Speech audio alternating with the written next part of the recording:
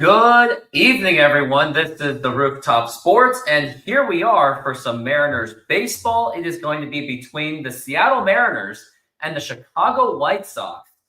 And Mariners are coming off of an impressive victory last night with a huge victory over the Mariners. I believe it was 8-2, or maybe it was 9-2. Double checking the score. I didn't watch the game yesterday because hashtag I'm a softball player. It was 8-3 off of home runs by Josh Naylor, Good Vibes Only, and Dom Canzone. And on the mound today, we have George Kirby, who's a 6-5 guy with a 4.13 ERA, going against Jonathan Cannon, will be with a 4.77 ERA. Last two starts, 11 earned runs. So clearly, the Mariners are the Mariners are the favorite to win this game. But something tells me that maybe Jonathan Cannon finds his way because, after all, it's all about the marine layer ballpark suppression. So maybe that will be in play against the Mariners. And if you had just, looks like nobody's here on my show quite yet. Maybe some people will come on, but not necessarily I'm asking for like the donations or anything. I just want the best type of engagement possible from my viewers. And let's look at the starting lineup for the Chicago White Sox. It's going to be Tauchman. Then we got Sosa, Andrew Benintendi, Luis Robert Jr., who was one of the rumored trade candidates, Montgomery, Meade, Teal, Taylor, and Baldwin. As for the Mariners, we've got Randy Arozarena at leadoff, which I think is a horrible idea. Cal Raleigh, who has just completely been struggling in the second half. Then we got Julio Rodriguez, Josh Naylor, Gino Suarez, the Good Vibes Only, Jorge Polanco, Dom Canzone, J.P. Crawford, and Cole Young. Again, I do not like this lineup one bit. I don't think that Randy Arozarena should be the leadoff hitter. I just don't think it works. It just won't. I just cannot see it working at all. Had to put my lighter on. But until then, let's just see where it goes. In terms of batting average, J.P. Crawford is the leader with 263 against Lenny Sosa, who's batting 281. For RBIs, it's Luis Robert Jr. with 86 and Cal Raleigh with 88. He's at 42 home runs with a 249 batting average. Andrew Benintendi is the leader of home runs with 14, and Cal Raleigh having an unbelievable season of 42. But he has been struggling all this season, all this second half, including some parts of the last parts of June and even the ending of the first half. Still waiting to see if I can even get anyone on the show. And also, I'm trying to see if I could even, I have to get some softball highlights too, which I did not get. Didn't mean to play that.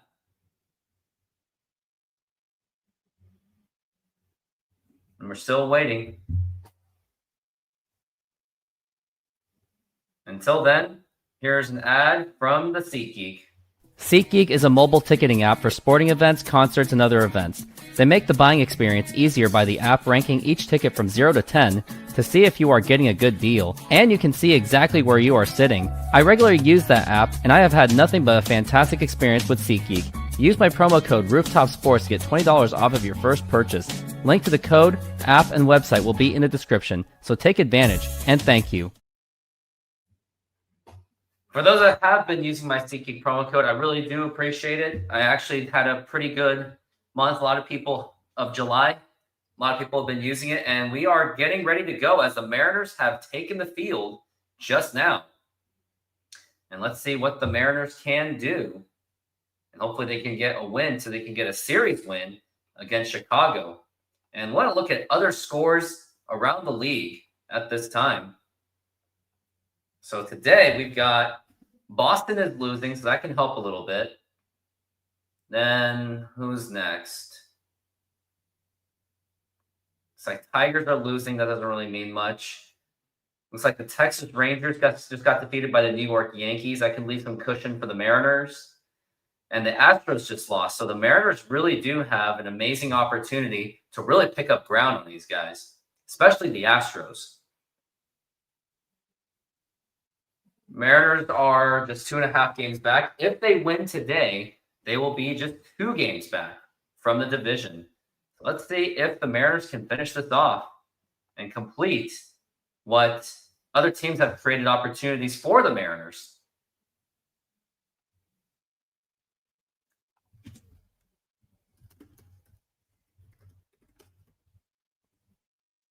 And now here is going to be the first pitch to Tauchman. It's going to be brought to you by SeatGeek. And now here is the first pitch, and that's going to be a foul ball, and we are underway here at T-Mobile Park.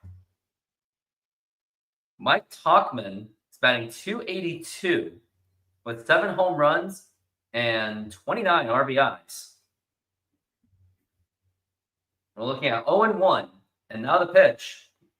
And that's going to be popped up into shortstop, and J.P. Crawford is there, and he makes the catch. And that was a towering pop-up, and that's going to be 1 out. And J.P. Crawford kind of laughed about it because he realized how towering it really was. And now we're going to have Sosa up to the plate, who is batting .281. It's crazy to think that the White Sox, as bad as they are, they have batters batting above .270s and .280s, and yet the Mariners don't even have a guy. Their best hitter is someone batting .296, but he's barely been playing that stop can zone.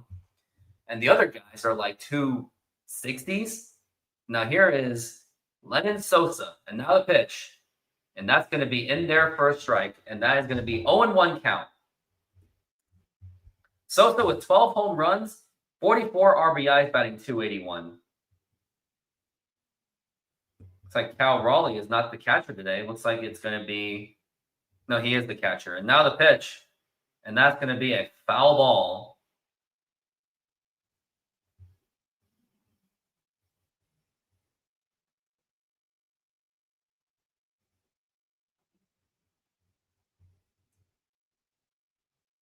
We're looking at 0-2. And by the way, this is my 48th show, getting close to 50. Now the pitch, way low for a ball, and that's going to be 1-2. At 48 shows this season. As we're at 1-2 for Sosa. And now the pitch. And that's going to be popped up into foul territory, but Naylor should be there. And he makes the catch, and that is going to be 2 outs. What up, Oklahoma No Face? How you doing, kid? And we got Andrew Benintendi up to the plate.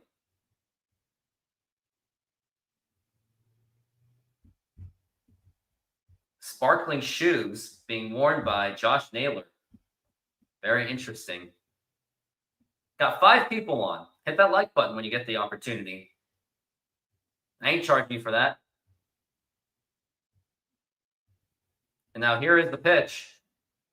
And that's going to be outside for a ball.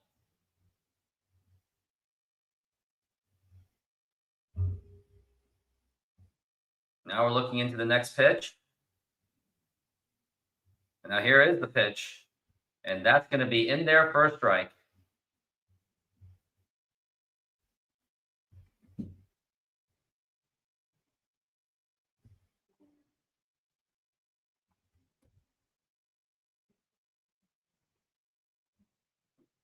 And the pitch.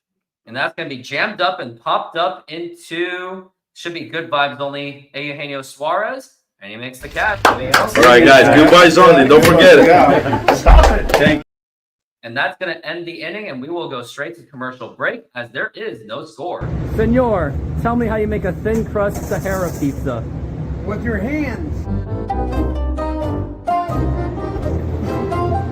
Cornmeal.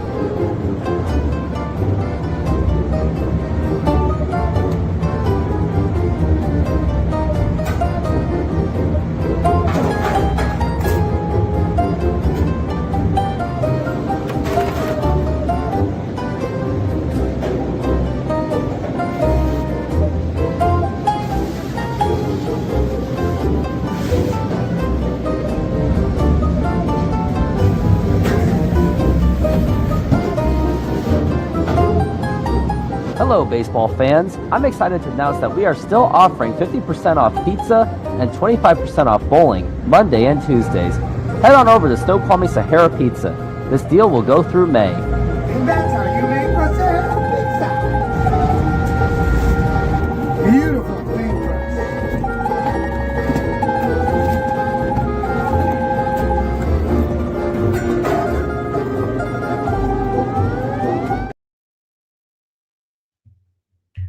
Commercial break is ongoing right now.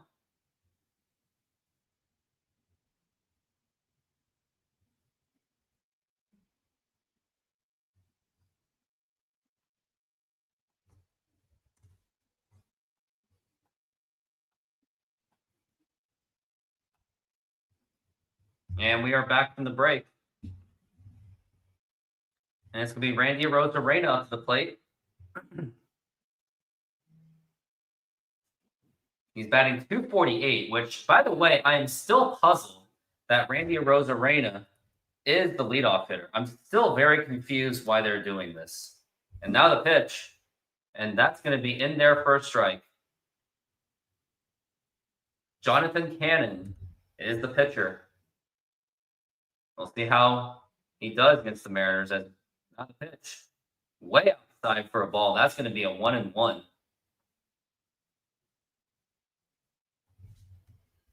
In the last 5 games, Randy Arozarena, since he's been a leadoff hitter, and now the pitch. And that's going to be way outside for a ball, 2-1. Randy Arozarena, since that trade, Arozarena has been batting .222. And now the pitch. And a swing and a miss, strike 2. And I think that just validates my point on why I don't think that this is a good idea. Now we're at 2-2. And now the pitch. Now here's a ground ball right to the shortstop. Throw to first. And that is in time. And that's going to be 1 out.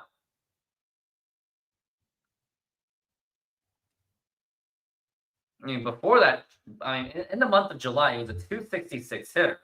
And now he's just batting .222. And that's going to be Cal Raleigh up to the plate. Randy's batting leadoff because he's excellent at beanball and stealing bags. That's really about it. Definitely not ideal, but who on the team is. And now the pitch to Cal Raleigh. Low for a ball. I also don't like the idea that Cal Raleigh's number 2 hitter. I think he should be a number 3 or like a number 4 or maybe even number 5.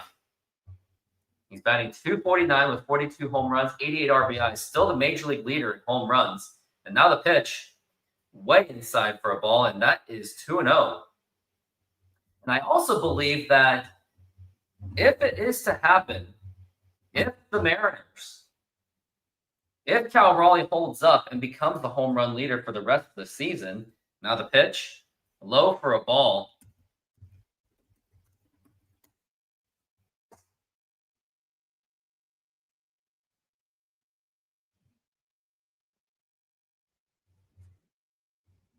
Now we're at 3-0. Now the pitch. And that's going to be ball 4, take your base on 4 straight pitches. In 1993, yeah, so Ken Griffey Jr., believe it or not, he has never led the major leagues in home runs in any season, believe it or not. So Cal Raleigh does have has an opportunity to make history. As we got Julio Rodriguez up to the plate, has 20 home runs and 59 RBIs. He has really picked up in the second half, by the way, and the pitch. And that's going to be inside for a ball. Yeah, no one would believe me, but Ken Griffey Jr. has never led the league in home runs in his career. And Cal Raleigh has an opportunity to do something that Ken Griffey Jr. could never do. Now we're at 1-0. And now the pitch. And that's going to be right in there for a strike. Second half, Julio's been batting .263 with 6 home runs. With Cal Raleigh at first base, Julio has a shot to do some kind of damage. And now here's the 1-1 inside for a ball. That kind of was heading towards his direction. And that's going to be 2-1.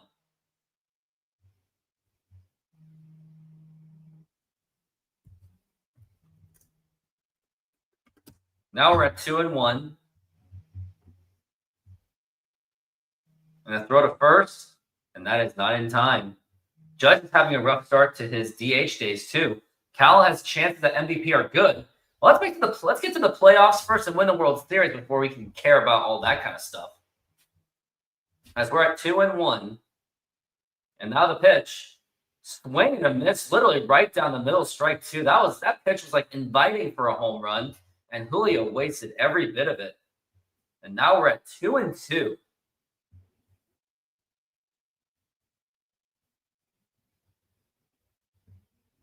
Something really needs to happen for Julio Rodriguez.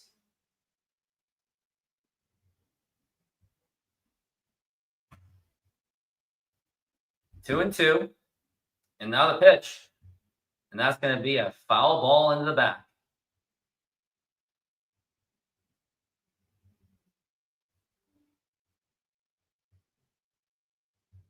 We're at 2-2.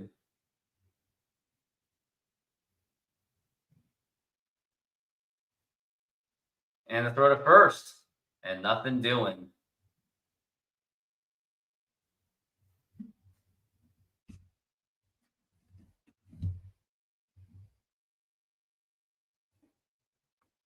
Now we're at 2-2. And the pitch. Way inside for a ball. And now it's 3-2. Josh Naylor is on deck with one out so far. Full count, 3-2, the pitch. And that's going to be popped up, and that's not going to get anything done. We got running is the right fielder, and he makes the catch. And that's going to be 2 outs. That was Taylor who makes the catch. And now we've got 2 outs.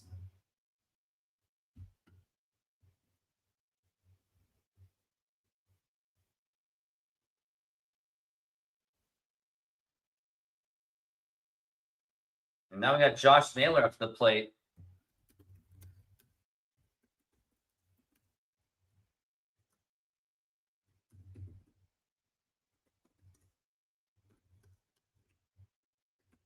And now here's a fly ball to deep right field, and that is gone, and that goes into the upper deck, first part of the upper deck, and that is a 2-run home run for Josh Naylor. I wasn't even paying attention, but he does hit that home run, and now the Mariners have taken the lead 2-0 over the Chicago White Sox, and what a way to start this baseball game. Mariners on the way to hopefully win the series, but it's only the first inning. And now Josh Naylor with his second home run as a Mariner, 2 home runs in 2 days for Josh Naylor. And let's keep this going. That pitch was just absolutely screamed over to right field. And the amount of distance that got, that was absolutely insane. That was just absolutely smoked.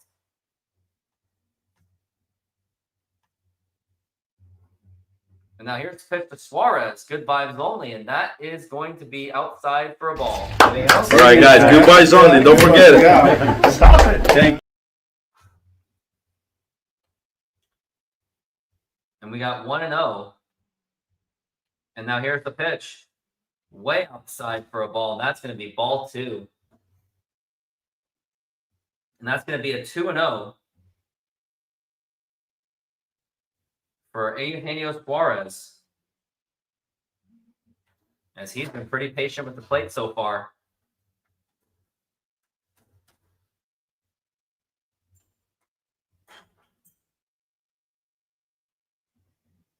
And now the 2-0 pitch to Suarez, way up high for a ball, and Josh and Cannon has just got nothing going on.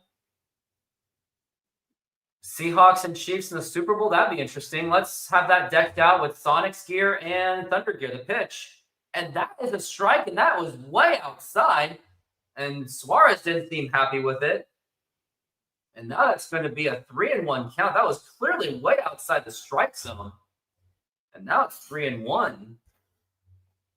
Suarez is batting .243. Now the pitch. And that's going to be in there for a strike. And that's going to be a 3-2 for Eugenio Suarez. We got Jorge Polanco on deck. He will be up if Suarez can prolong this inning. And now the pitch. That's going to be a ground ball foul. It's going to be full count 3-2. Suarez does strike out more than the usual. 27% versus 21.9 against major leaguers in average. And now the pitch, and a swing and a miss right down the middle for strike 3, and that's going to retire the side. But the Mariners do get 2 runs off a 2-run home run by Josh Naylor, and we will be back after this timeout.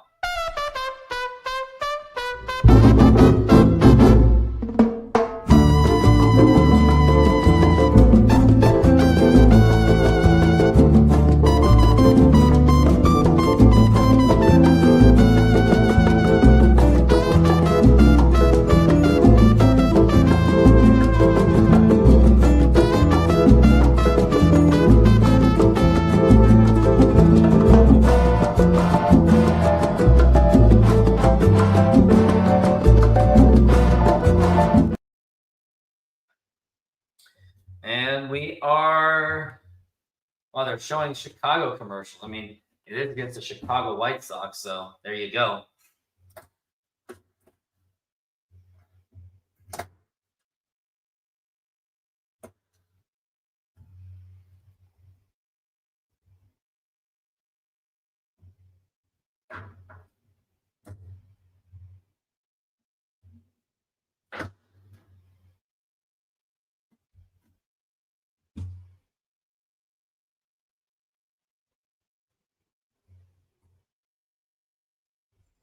Well, I'm going to start playing Bop It. Bobby, the shot.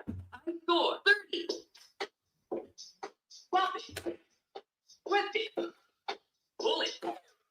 Hammer it. Bobby. Hammer it. 20. Drink it. Pull it. Pull it. Champion. 20. Drink it. Champion. Hammer. Pull it. Pop it. Pull it. Twist it. Hammer. Comb it. Comb it. Pull it. Twist it. And the pitch.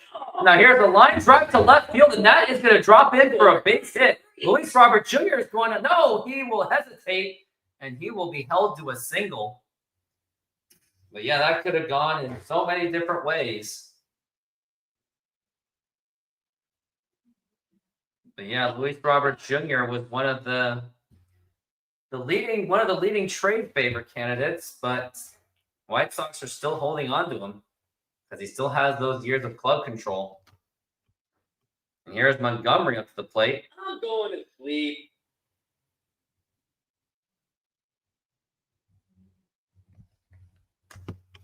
And now here's the pitch. And that's going to be inside for a ball for Colson Montgomery. Batting .256 with 8 home runs and 24 RBIs. Let's see what more he can do. And now the pitch. Swing and a miss. And that is strike 1. It's going to be a 1-1 count.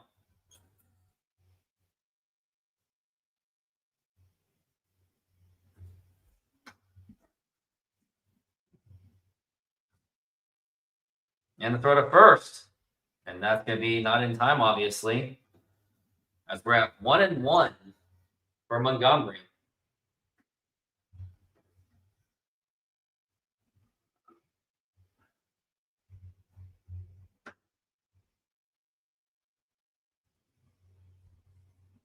And now the pitch.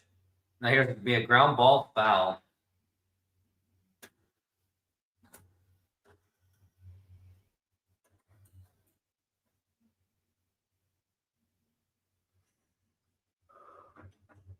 Oh, I'm sleepy, man.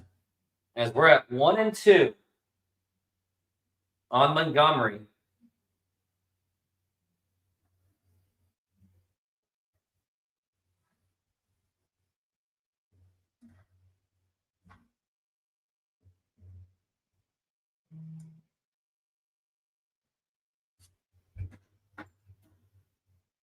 And now the pitch.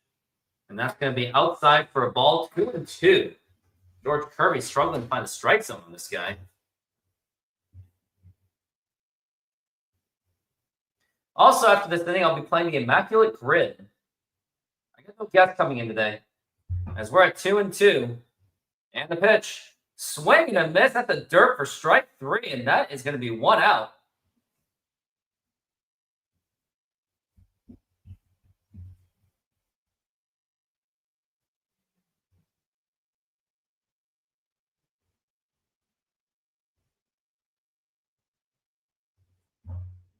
And now we got the next pitch. And here it is. That's going to be outside for a ball. And this is going to be Mead up to the plate. Curtis Mead, 224 with 3 home runs.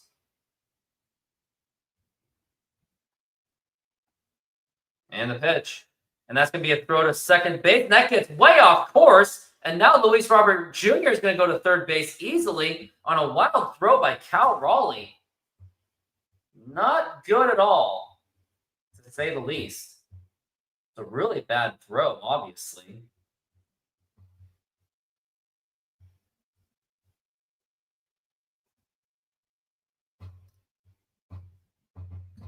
And now we got 2-0.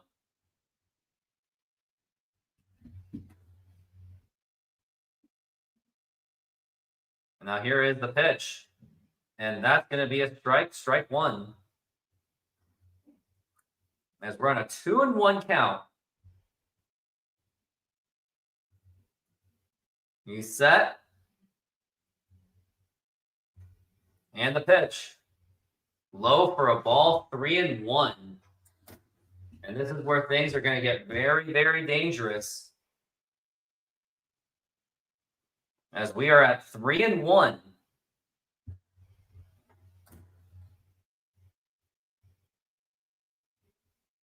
And now the pitch. Now here's a ground ball, and that's going to get right through for a base hit. And that's going to easily score in the run, Luis Robert Jr. And now the White Sox get on the board to make it 2-1. It was an easy single for him. Now I'm going to bring the seats down because I want to just sit. That was just smoke to right field. Let's hope that this doesn't become a trend against the Mariners. Because the Mariners don't want to play in this position where they have to absolutely win tomorrow just to secure the series. And now the pitch. And check swing, did he go? He did not go. And that's going to be strike 1. That's going to be ball 1, excuse me. And we're at 1-0 so far.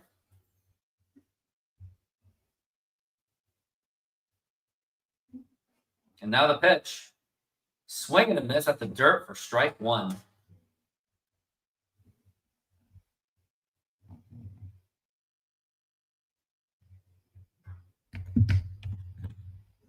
As we're at 1-1. And now the pitch. And that is a strike.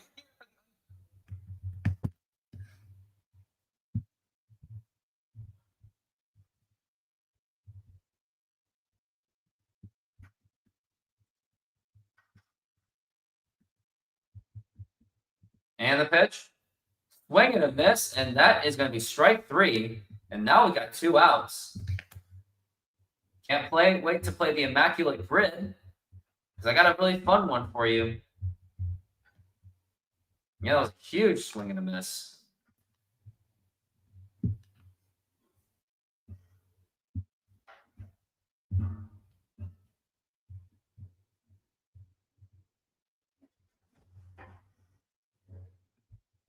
And the pitch. And that's going to be a foul ball for Taylor. He's batting .210 with 5 home runs and 25 RBIs. As we're at 0-1.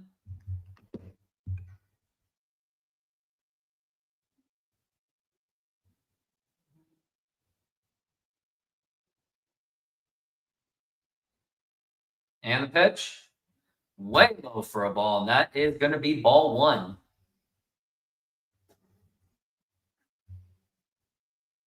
We're at 1-1.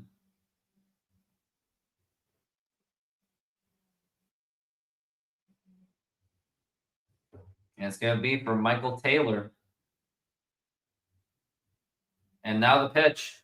Now here's the ground ball, and that is going to be a diving stop and flips to Cole Young, and that is actually going to be out. And that was a nice play by J.P. Crawford to retire the side, preventing a base hit, and that is going to be getting the Mariners up for the bottom of the 2nd inning on a great stop by J.P. Crawford to flip it to Cole Young. And now it's time for the immaculate grid that I have long been waiting for. All right, here it is. All right, Mariners and the Yankees, I'm going to put in Brendan Ryan. Then Kansas City, I'm going to put Tim Belcher. No one's was gonna believe that. And let's do Jamie Moyer. No, I got a better one. Terry Mulholland. No one would have thought of that. Yankees Cy Young, I'm just gonna put in Roger Clemens. Yeah, it was pretty common. Zach Greinke. Yeah, that's gonna kill, obviously. Steve Carlton. Yeah, that was pretty obvious. I'm going to put in Tim Raines. Kansas City. George Brett. And then Jamie Moyer. Got a rarity of 145.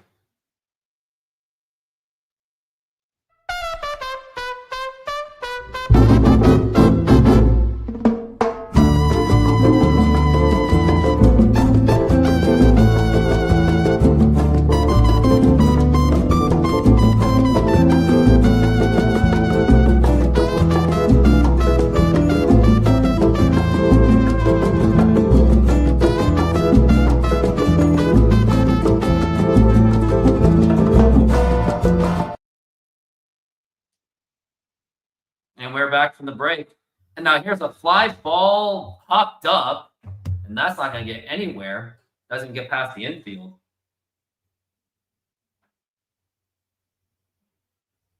That's going to be 1 out. And it's going to be up to Dom Canzone to see what he can do.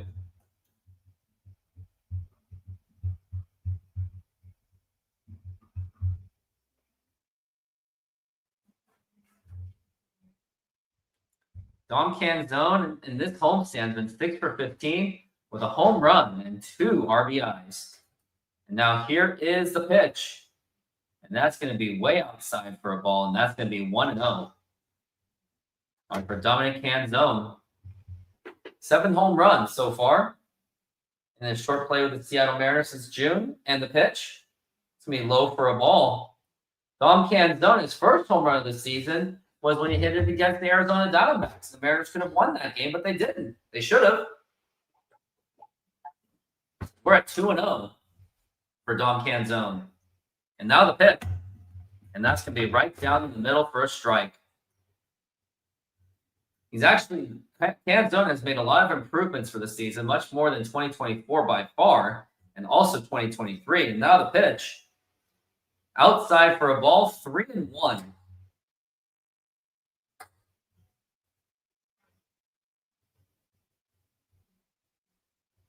As we're at 3-1.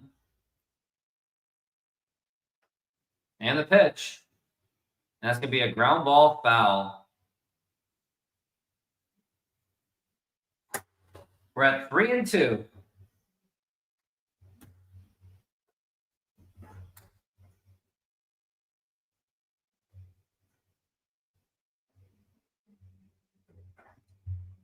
And now the pitch.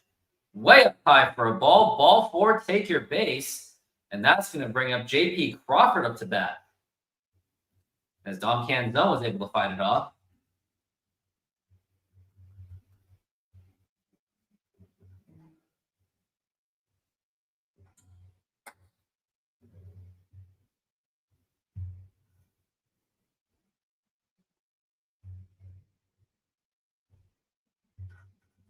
And the pitch. Swing and a miss. Big swing and a miss. And that is going to be strike one to J.P. Crawford.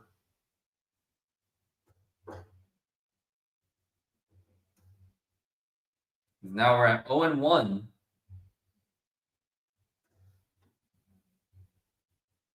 And now here's the pitch. It's going to be way outside for a ball, 1-1.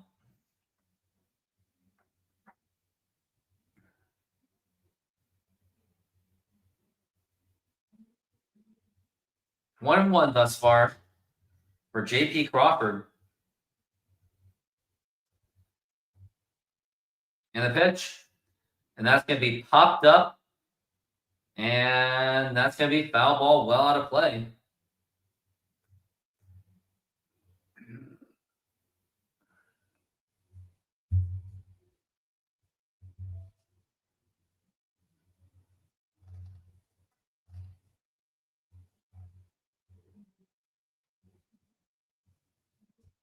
As we're at 1-2. And that's going to be a throwback to first. And that will be not in time.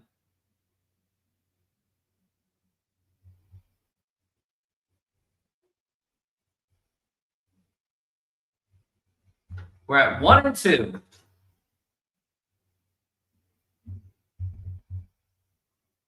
And now the pitch. And that's going to be a ground ball foul. And J.P. Crawford is fighting it off as much as he can.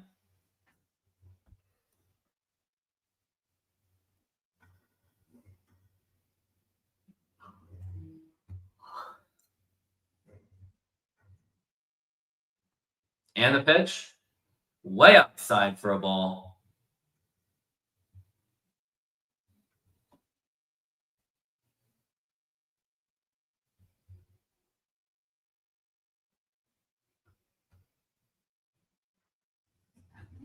Now we're at 2-2. And the pitch. And that's going to be a foul ball.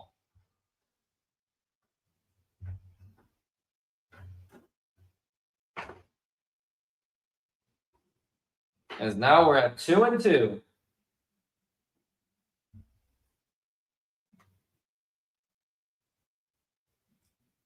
And a pitch. And that's going to be fouled again. And J.P. Crawford is fighting off. And I don't know if Cannon's going to really last this long in this game.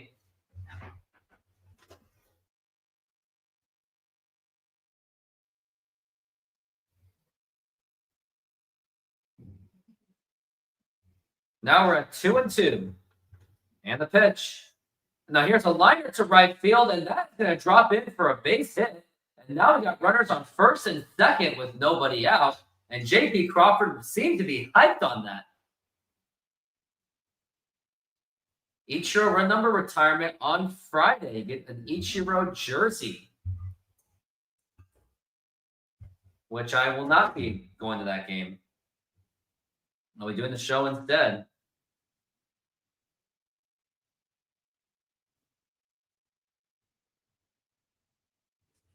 And now we got Cole Young up to the plate.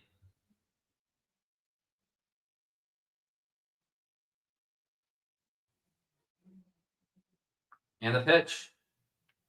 And that is a strike.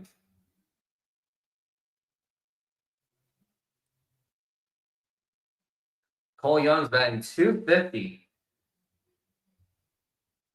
I would say maybe a decent start to his career. As we're at 0-1. And now the pitch. Way up high for a ball, and that is going to be 1-1.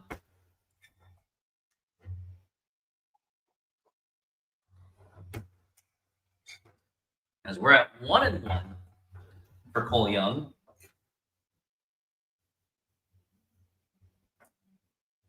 See if he can do the pitch. Now here's a ground ball foul. A lot of foul balls today for the Mariners. As we are at 1-2.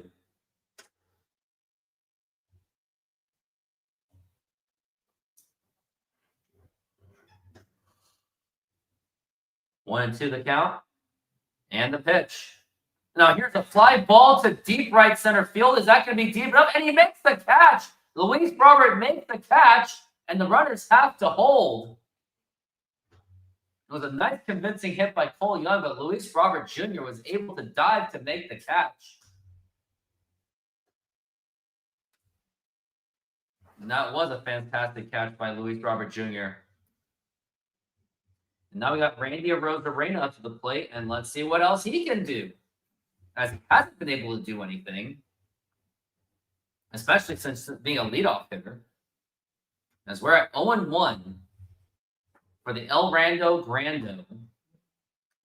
Batting .248 with 55 RBIs, 22 home runs. And now the pitch. And low for a ball that nearly got away. And that's going to be 1-0.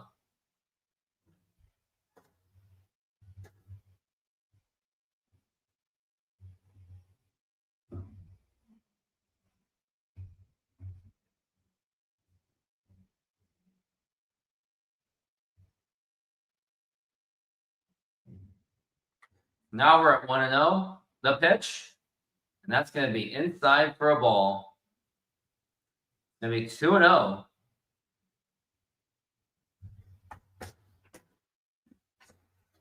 For Randy Arozarena.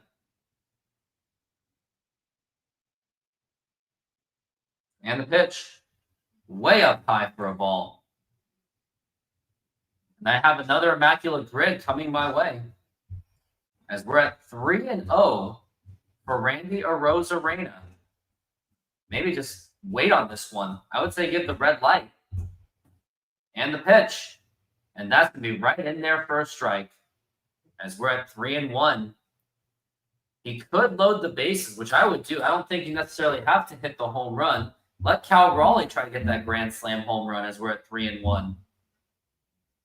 And the pitch. Swing and a miss. That is going to be strike 2. He was trying to go for that home run, but I'm like, dude, just try to get on base. This is why he's not a leadoff hitter. As we're at 3-2 on Randy Arozarena.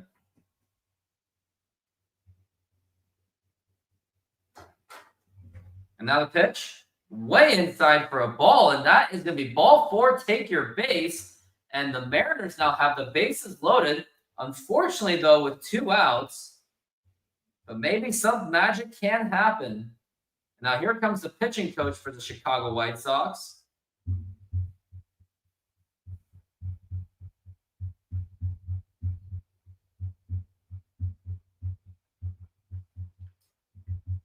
And I think what he's going to try to tell him is that Cal Raleigh is, he's like, dude, relax. Cal Raleigh's been sucking in the second half. You got this.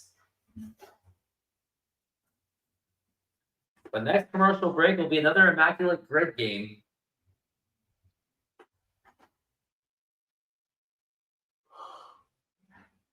Oh, man.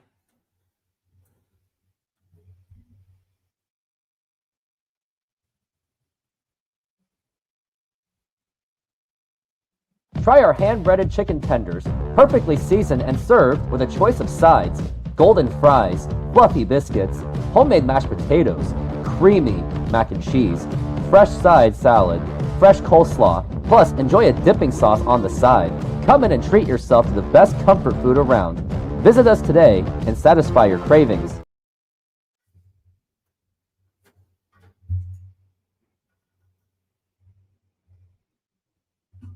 And now we're here at Cal Raleigh, who has a chance to do some serious damage. The pitch, and that's going to be a foul ball. And you know deep down, Cal Raleigh really wants to go for that grand slam home run.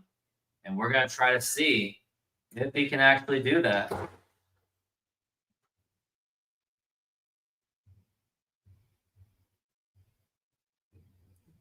And now we are looking at the 0-1 for the big dumper. And now the pitch, way low for a ball.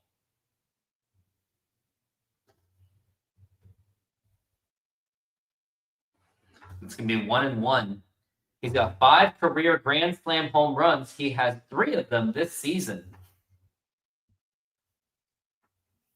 Now we're at 1-1. And the pitch. And that's going to be a foul ball popped up and out of play as he is down to his final strike for this inning. But the question is, can Cal Raleigh extend this inning in any way possible? whether it's a hit or a grand slam home run. But he is down to his final strike with 2 outs, so the pressure is all on him right now as we're at 1-2. And now the pitch. Now here's a liner to right field, and that is going to drop in for a base hit. A runner is going to score. That should score in the second run, and I think it will just be 2 runs. And I think, yep, it is. And that is going to be a 4-1 Mariners lead as Crawford and Canzone scores on a 2-out RBI single by Cal Raleigh. And how clutch was that with 2 strikes with the bases loaded and 2 outs? Unbelievable hit by Cal Raleigh. That was just struck beautifully. That's the kind of hit that's all you need. You don't maybe you don't need that grand slam. It's all about just trying to get on base, get 2 runs in. And now we got Julio Rodriguez up to the plate, who has a chance to do really some serious damage. And now the pitch. Swing and a miss, and a throw to second base, and Cal Raleigh is safe with a stolen base. Now that makes things easier for Julio Rodriguez. He can score in 2 runs in the gap. As Julio was swinging and missing, he probably did it on purpose. Throw to second base. And that's what get Cal Raleigh to second base. Now we're at an 0-1 count on Julio. And now the pitch. Swing and a miss. That is going to be strike 2.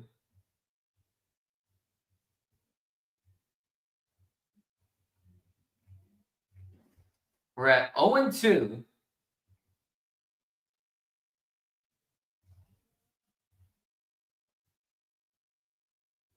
And now the pitch. Now here's a fly ball to deep left field, and that is gone. That is a 3-run home run for Julio Rodriguez, and the Mariners have now jumped out to a 7-1 lead, and that ball was just absolutely destroyed. 109.6 mile an hour exit velocity, around with a 435 feet home run, and it's the Mariners 7 and the White Sox 1. And that was just, again, that was just absolutely just destroyed. And the Mariners are, again, they are just clicking on all cylinders. And he throws up that trident in absolute pride. And the Mariners just continue to keep scoring runs and don't stop there just yet. Now here is Josh Naylor up to the plate, and that is way low for a ball. And you knew that was just absolutely just gone, like pretty much immediately.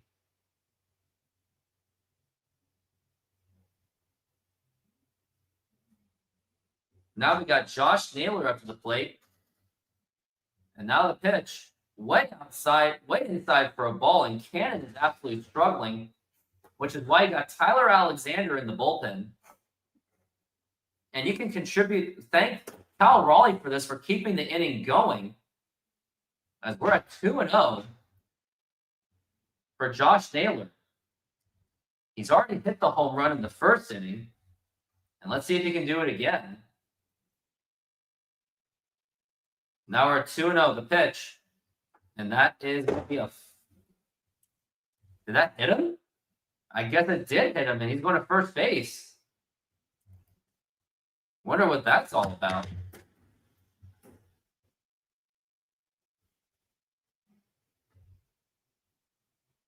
No, I'm really curious what's going on.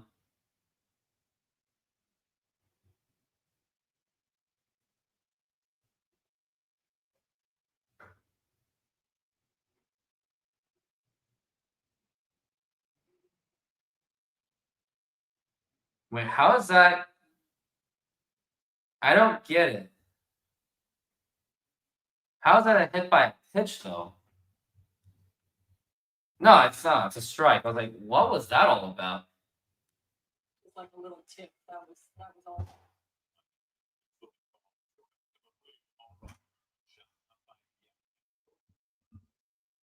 He gets his foot down and his hands back. I mean, even though it's just off speed, look at that. His hands are back. That foot is down. The separation in his swing to be able to create that energy between his bottom half and his upper half. It's like a slingshot. After review is almost overturned, we do have catcher's interference. Catcher's interference, which means Josh Naylor goes to first base. And now we got good vibes only. Eugenio Suarez up to the plate. Mariners are one of the home run leaders. They are fourth in the major league in home runs with 164. And that is going to be it for Jonathan Cannon, as the manager of the White Sox has seen enough. And now we are going to go into the bullpen. It's going to be Tyler Alexander, if I got his name right. And we will go into the Immaculate Grid game. So let's get right to it. Mariners and Dodgers. Who am I going to go for on this one? I'll go with Chris Taylor on this. 9%, that's a pretty big number. Then I'm going to go with Ricky Henderson. Yeah, 1%, that'll do it. I wish I could say Davey Johnson on this one. Mariners Silver Slugger, Brett Boone. Silver Slugger for the White Sox, Garcia Parra. Silver Slugger. Let's do Brady Anderson. Nope. Cal Ripken Jr. Yeah, that was going to hurt a lot. Dylan Moore.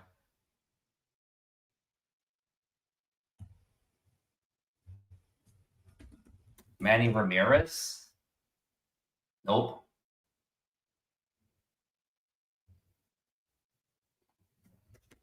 Bobby Bonilla? Believe it or not, he was actually on the Dodgers. But when was Bobby Bonilla on the Dodgers?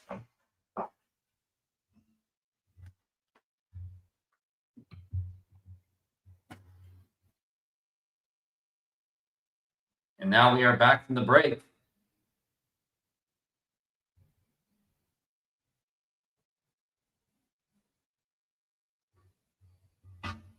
Bobby Bonilla was on the Dodgers in 1998. I guess he was part of that Mike Piazza trade.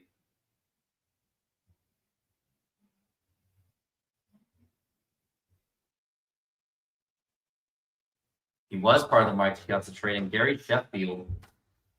And now here's Tyler Anderson. And that's going to be a foul ball to Eugenio Suarez. As we are back from the break. Let's see if Eugenio Suarez can add to it. As now we're at 0-1 for Gino.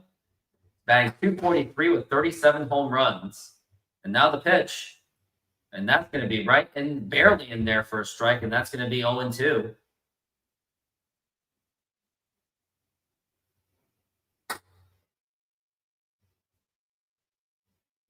Mariners seem that they are on their way to a victory. You would think. And an 0-2. Inside for a ball that nearly hit him, sort of, and that's going to be 1-2.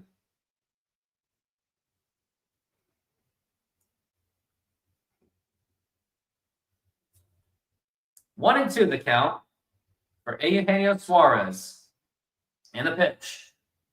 Swing and miss, strike 3. And that's going to retire the side.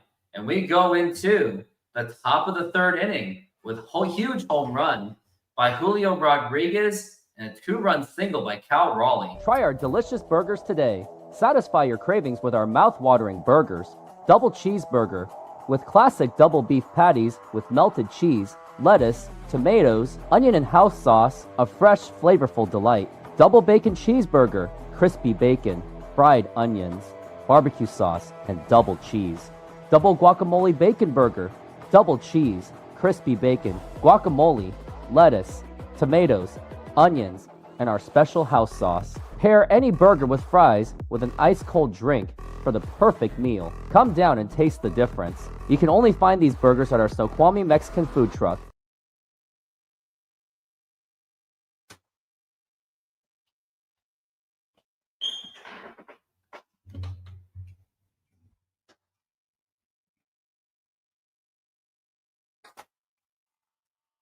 Copy the start.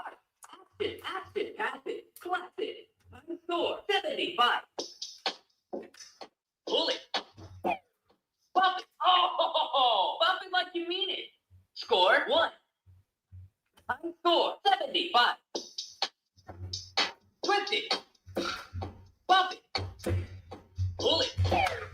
Twist it. Twist it. Twist it. Twist it. Pull it. Pull it. Bump it. Pull it. Pull it. Pull it. Pull it. Twist it. Twist it. Bump it. Pull it.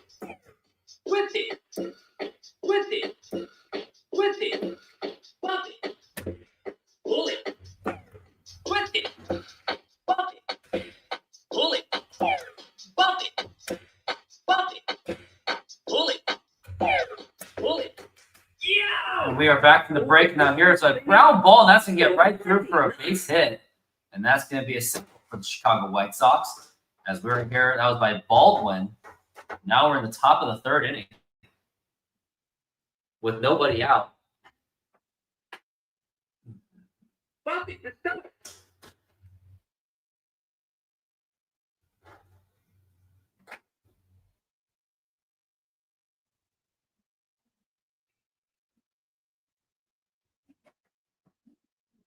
I'm going to sleep. And now the pitch. And that's going to be low for a ball. It's going to be 1-0 count on Mike Talkman.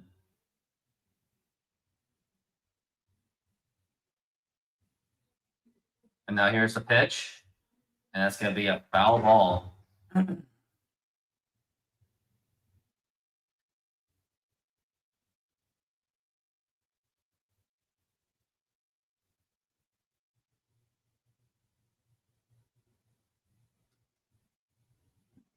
As now we're at 1-1 and the pitch. And fouled again. That is going to be 1-2.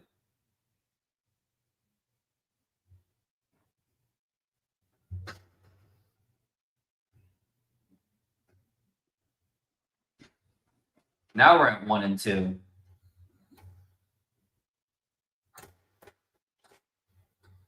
For Talkman. Got a comment. It's going to be John Pierce.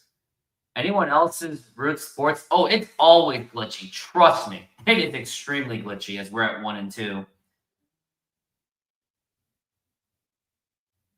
And now the 1-2.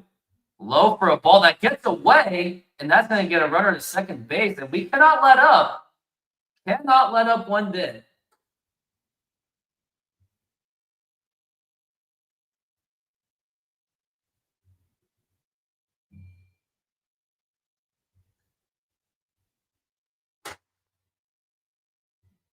Now we're at 2-2 for Talkman. And now the 2-2 pitch. Now here's a ground ball foul. George Kirby's just trying to strike him out.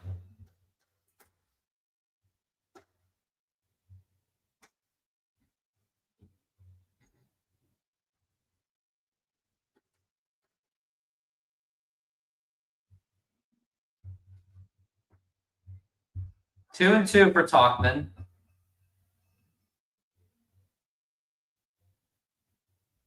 And now the pitch.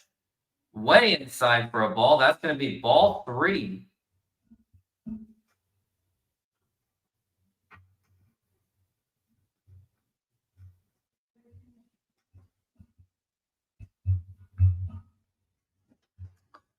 We're at 3-2.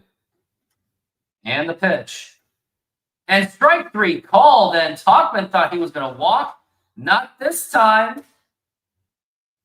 Sucker. And that's going to be 1 out.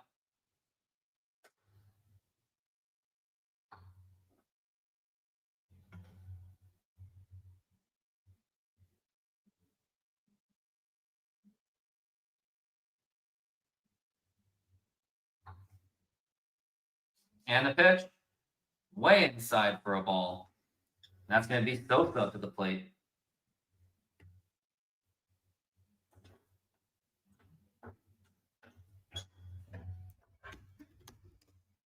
As we're at 1-0 for Sosa. And now the pitch. And that is a strike. And that is going to be 1-1.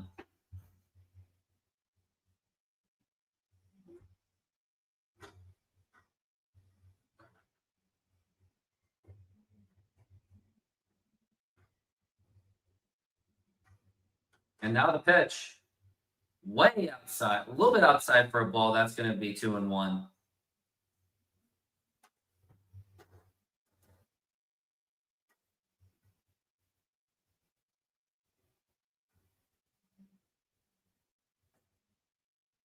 Now we're at 2-1. And now the pitch. And that's going to be a foul ball.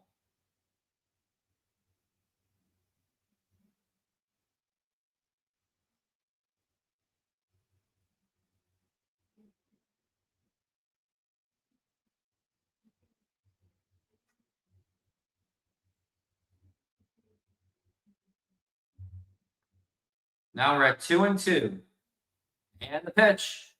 Whoa, low for a ball.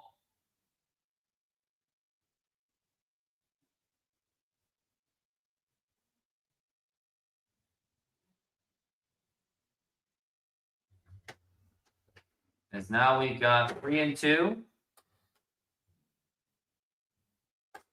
And the pitch. Outside for a ball. Ball 4, take your base. It's almost like you were better off just doing the intentional walk at that point. And now that's going to be 1 out with 2 men on.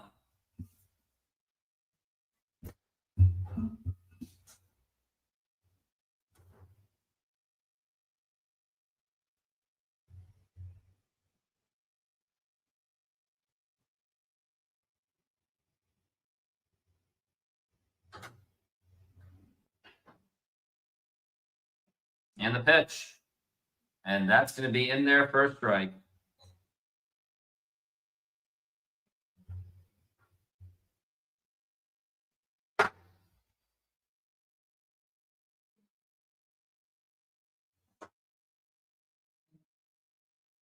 And the pitch. Now here's a ground ball. That's going to get right through for a base hit. Looks like a runner is going to score. And he is going to score to throw to second. It's going to be not in time. And we got an RBI single. And I get it. The Mariners had a 7-1 lead. But you can't just let up. This is where things can get very, very dangerous.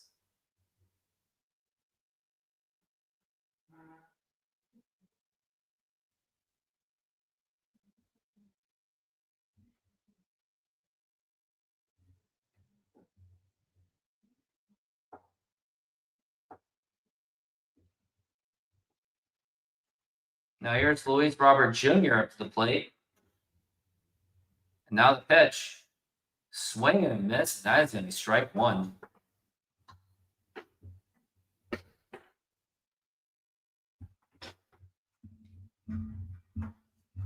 So now we're at 0-1 to count.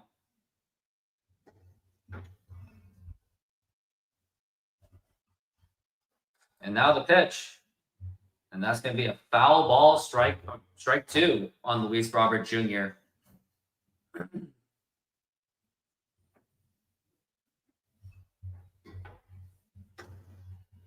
We're at 0-2 for Luis Robert. George Kirby has been struggling in this inning. He's already given up a run. Now the 0-2. Way inside for a ball, and that is going to be 1-2.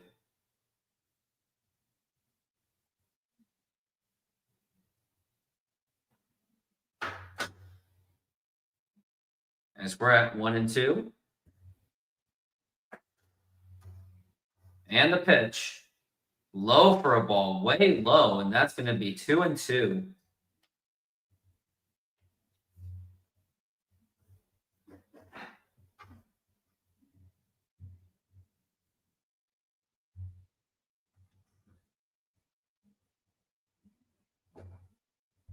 And the pitch. It's going to be up high, 3-2, and George Kirby's on the verge of loading the bases.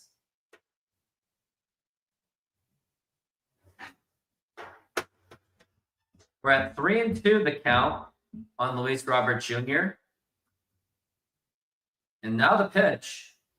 Way outside for a ball. And that is going to be ball 4. And the bases are loaded. And Pete Woodworth is going to have a talk with George Kirby to really say some things and hopefully put some sense into him.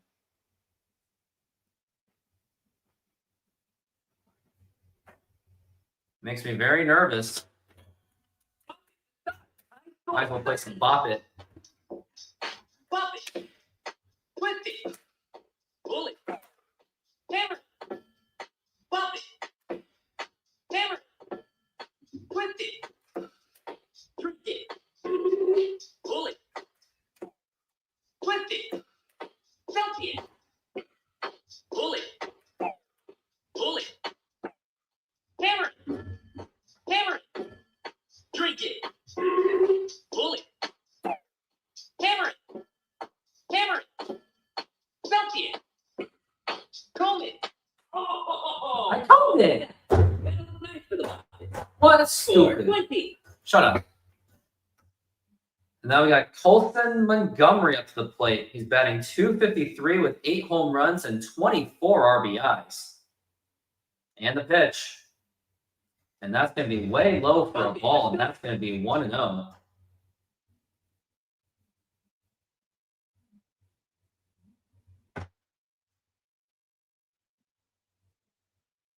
We're at 1-0 count. I'm going to sleep. Yeah, you should. And the 1-0. Swing and a miss, and that is going to be strike 1.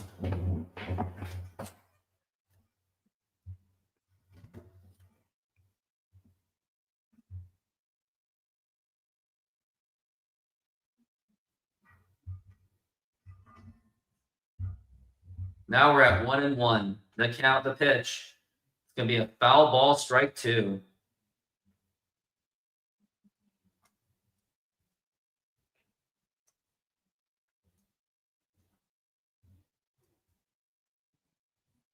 One and 2 the count.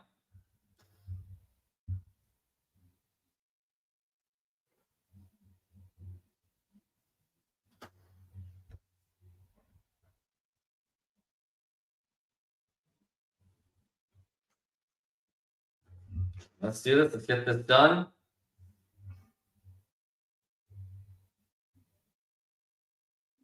And the pitch. Low for a ball, and that may have nearly gotten away. And now it's going to be 3-2, or maybe 2-2. But I'm still very, very concerned, as everyone should be.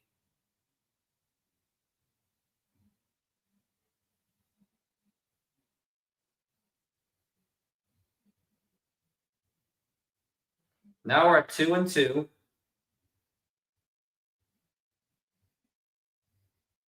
And the pitch. Swing and a miss at the dirt for strike 3.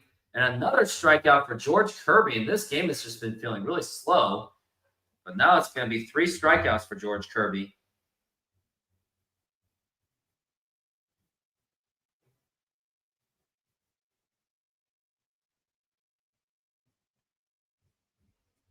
And now it's going to be Mead up to the plate.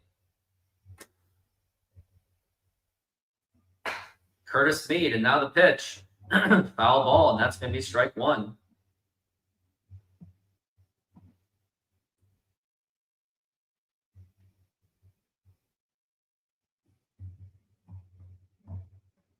It's going to be 0-1.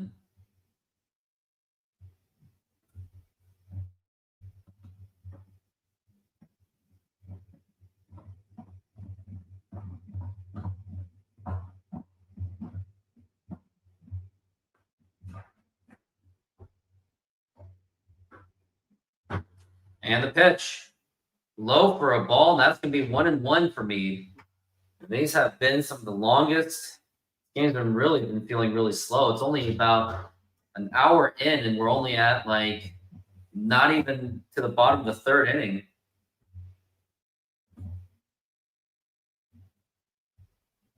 And now the pitch. And that's going to be a fly ball to right field, but Don Canzone will be there. And he will make the catch, and that is going to retire the side. Thank goodness. Could have been a lot worse. And we will go into the very next inning And I am going to show another commercial. We're making half pineapple, half tiki tiki with barbecue chicken. You put the garlic.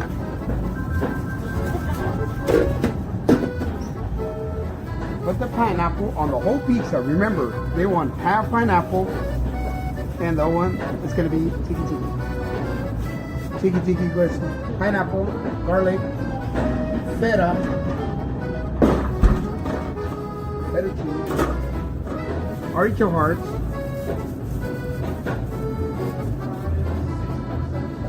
and the chicken.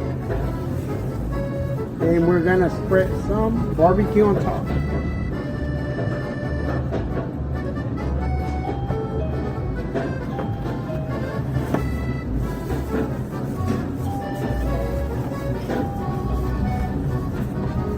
And it's ready. Put it on the oven.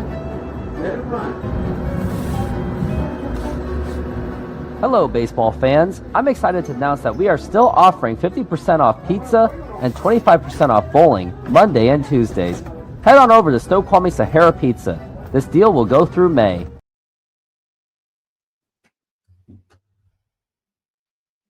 Try our delicious burgers today. Satisfy your cravings with our mouth-watering burgers. Double cheeseburger with classic double beef patties with melted cheese, lettuce, tomatoes, onion and house sauce, a fresh, flavorful delight. Double bacon cheeseburger, crispy bacon, fried onions, barbecue sauce, and double cheese.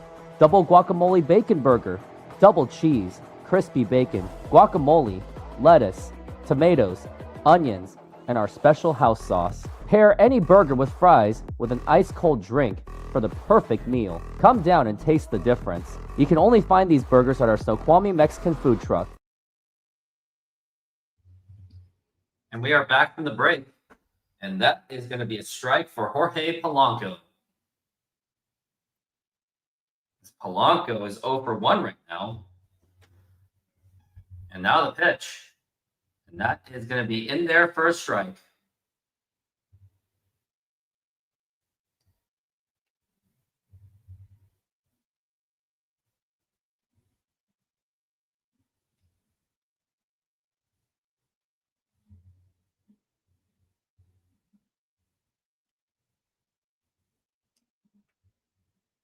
And the pitch. Way inside for a ball. And that's going to be 1-2 for Jorge Polanco. Now we're at 1-2. And the pitch. Way inside for a ball. That's going to be 2-2. Outside for a ball.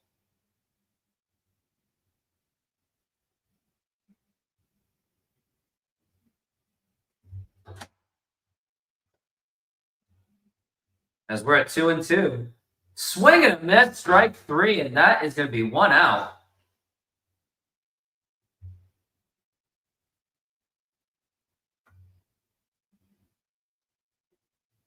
And now we got Dom Canzone up to the plate. Dom Canzone did start this inning. Or he started the last inning with a walk, which arguably led to the huge rally by the Mariners. And now here is the pitch. And that is going to be in there for a strike.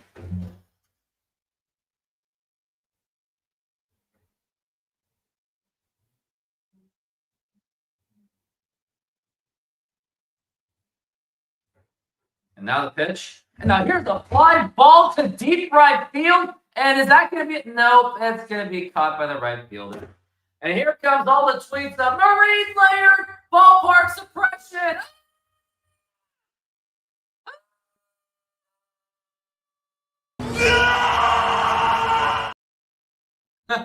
Yeah, that's what happened.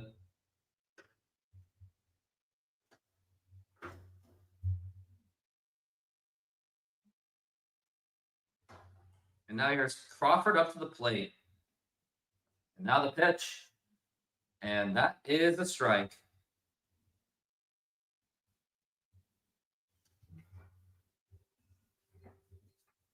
We're at 0-1 for JP.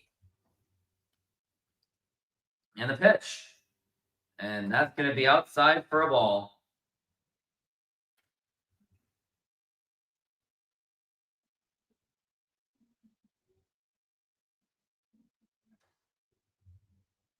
As we're at 1-1.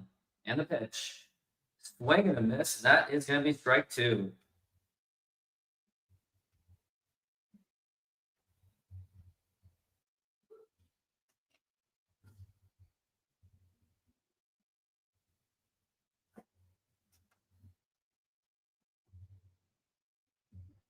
And now we're at 1-2 for JP Crawford and the pitch.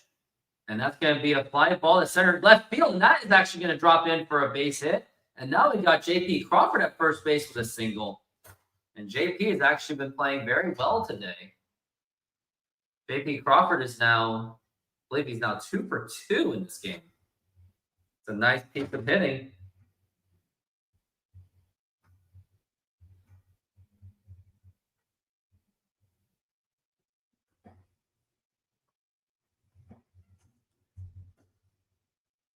And now we've got Cole Young up to the plate. And here's the pitch. And that's going to be low for a ball.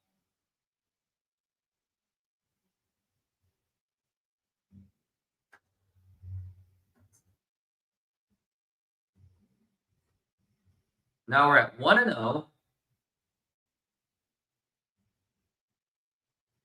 And the pitch. That is going to be a ball. It's going to be 2-0.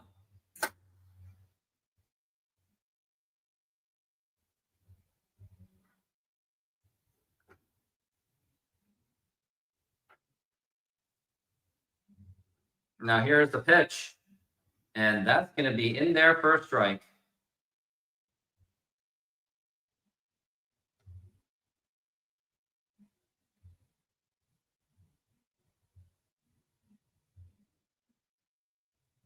And the pitch.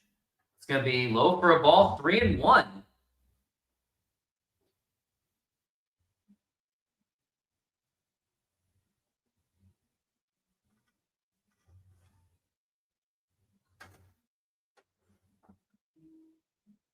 And now the pitch. And that is a strike. And that's hard to believe. And that is going to be 3-2 on Cole Young.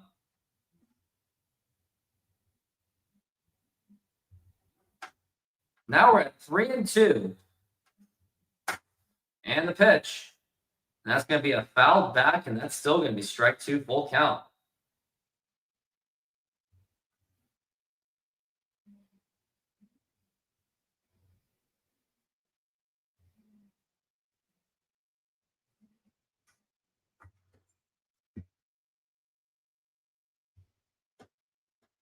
Now we're at 3-2.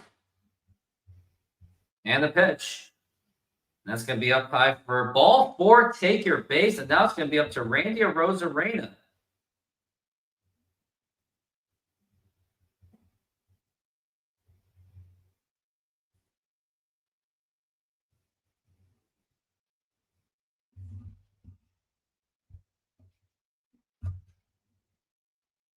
And it's Ichiro's retirement ceremony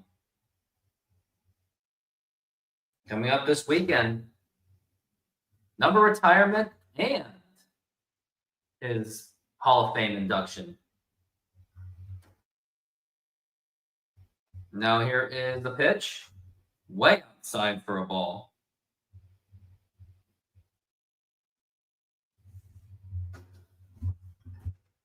Randy Arozarena has walked and he ran. He got a run. And now the pitch. That's going to be right in there for a strike.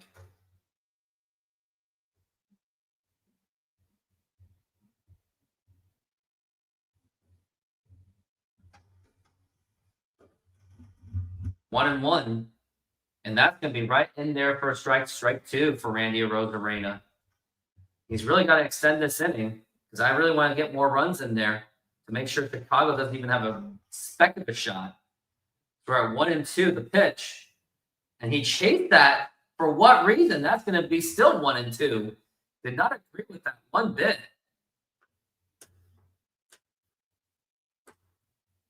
And now still stuck at 1-2.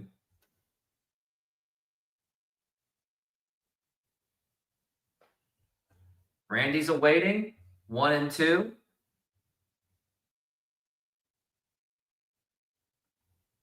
And now the pitch. And that's going to be a foul ball. He is still trying to fight this off.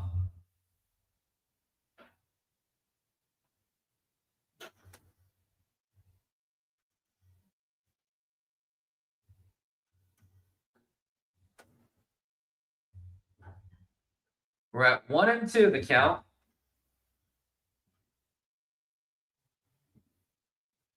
And now the pitch. Now here's a fly ball to deep left field, and that is going to be a foul ball. Still going to be 1 and 2.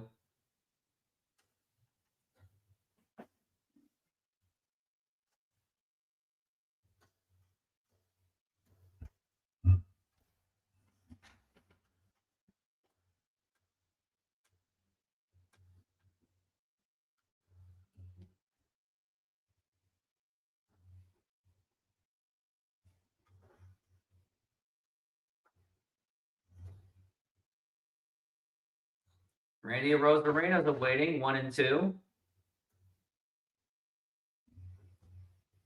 And now the pitch. And that is going to be ball 2, 2 and 2 for Randy Arozarena.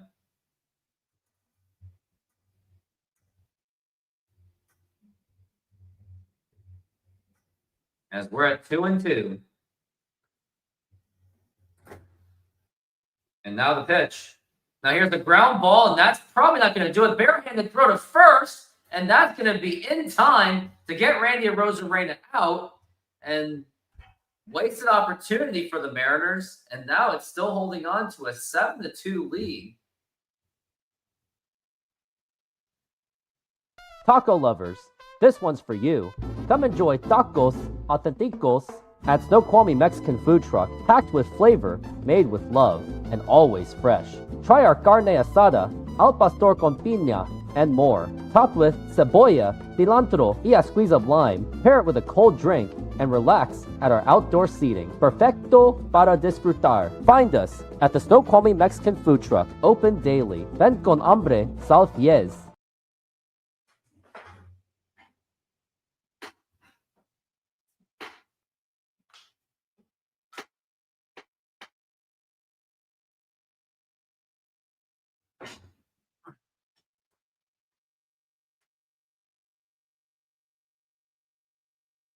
Dustin Ackley. Dustin Ackley was a number 2 overall pick. Kelenic was more of a mid-round pick. I would say Dustin Ackley.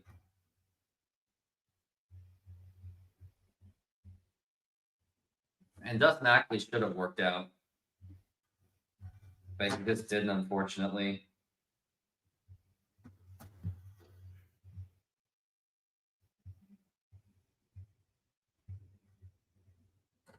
Kelenic was a 5th pick.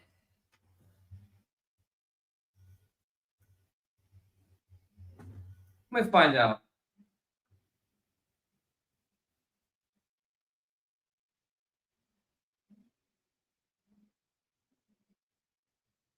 Sixth pick. I'll say Jared Kelenic because he was a very highly hyped prospect. So yeah, Jared Kelenic is probably up there.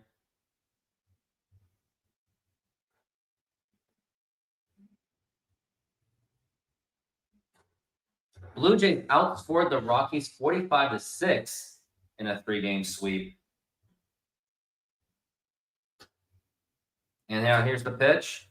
And that's going to be right in the, barely in there for a strike.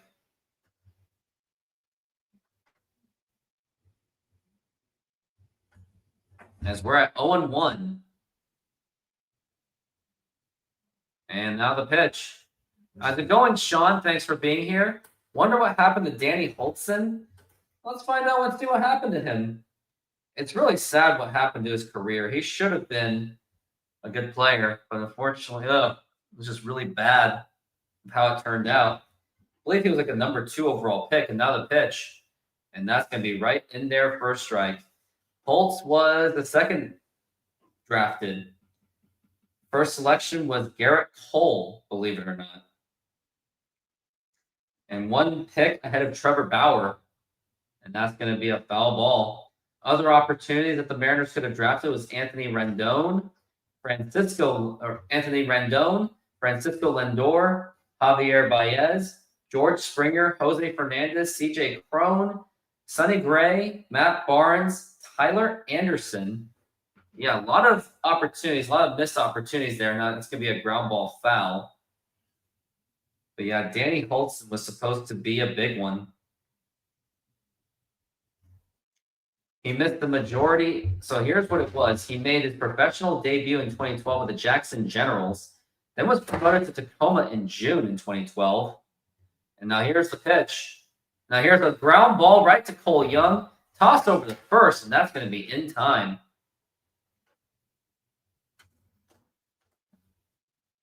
Danny Holtzman hasn't really done anything since, but he joined the Chicago Cubs front office as a pitching development assistant under assistant general manager and vice president Craig Breslow.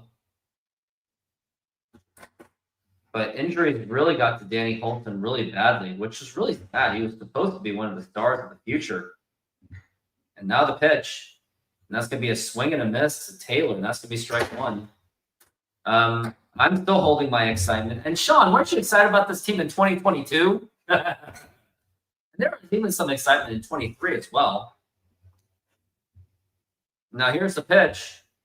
But if you want to think about it, for Danny Holtzman, for his entire career in Major League Baseball, he never allowed a run, allowed 4 hits in 6 games. So 2 walks, 5 strikeouts. Yeah, I mean, his line looks okay, I guess.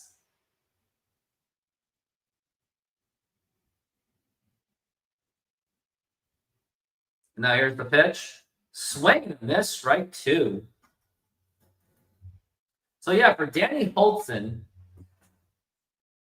he had a pretty bad start in Tacoma. He went 1-4 with a 5.92 ERA. In Jackson, he was actually doing pretty well. The Jackson Generals, they're in the Southern League in Tennessee. And now the pitch. Swing and a miss, strike 3.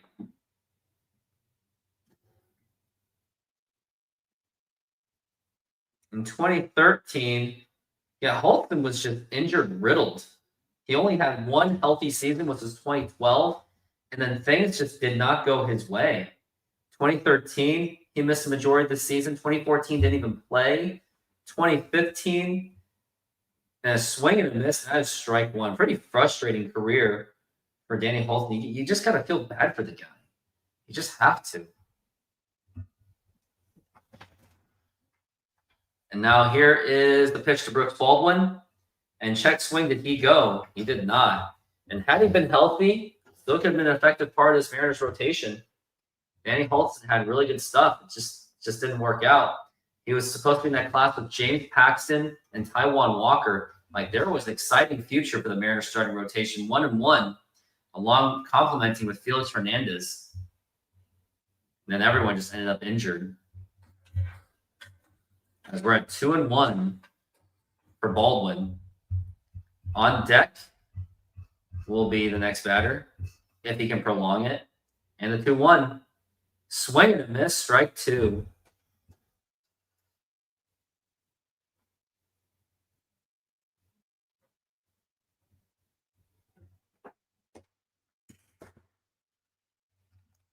We're at 2-2.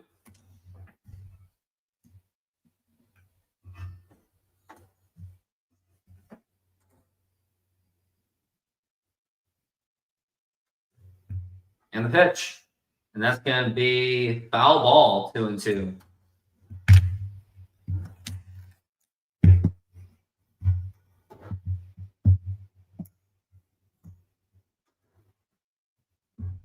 We're at 2-2.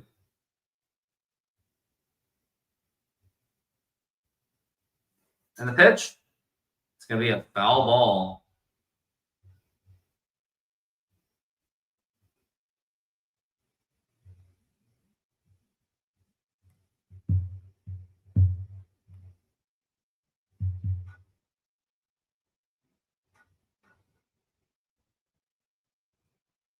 And now the pitch. Swing and a miss, strike 3. And that is going to retire the side. We go to the bottom of the fourth inning. It is still 7-2 Mariners. Good inning for George Kirby. It was a very nice inning for Kirby. Now sizzling at Apollo Mediterranean Greek Food, come enjoy our flat-top grilled Greek chicken and beef, Slovaki tender, juicy and bursting with Mediterranean flavor, served with savory yellow rice, fresh daily cut veggies for our crisp salads, homemade hummus, plus warm pita, and our signature tzatziki, perfect for a fresh filling meal made with care. Cold beer available. Order now at apollogreekfood.com. Come visit us for a delicious meal and a cold beer. We'd love to serve you.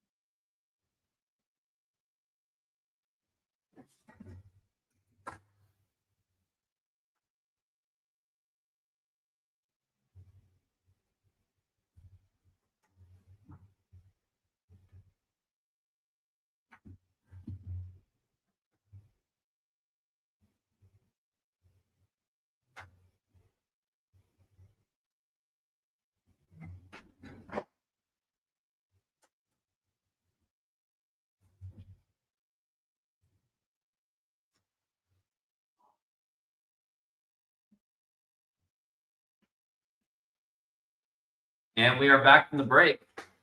Now it's going to be Cal Raleigh up to the plate, where last time he was up, he actually hit a 2-run RBI single.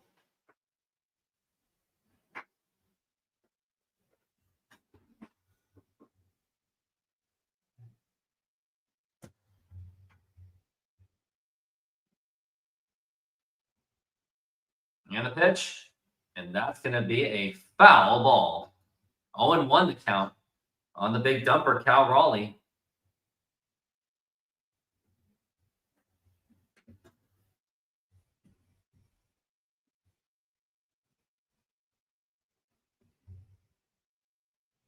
And the pitch. Outside, right in there. It's going to be in there for a strike. It's going to be 0-2 on big dumper Cal Raleigh.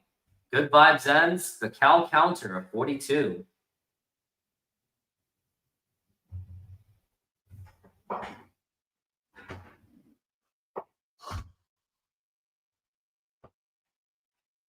Now we're at 0-2.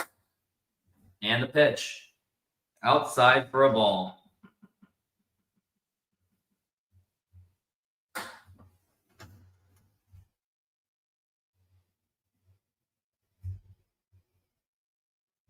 And the pitch. Still outside for a ball. 2-2.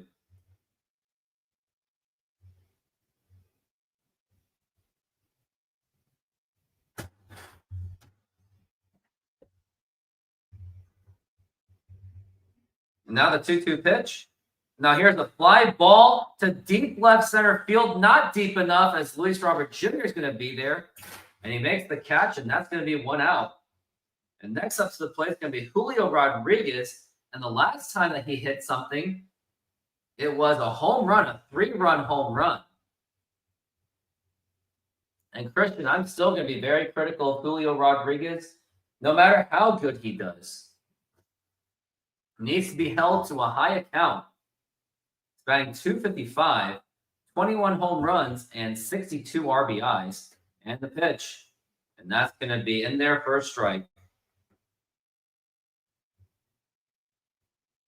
Julio's probably getting a little bit closer to more of his 2023 form.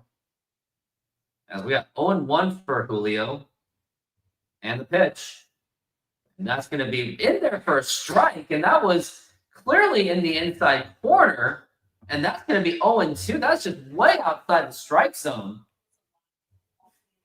Oh, the crowd doesn't seem to be too happy about it. As we're at 0-2 for Julio. And the pitch. Outside for a ball.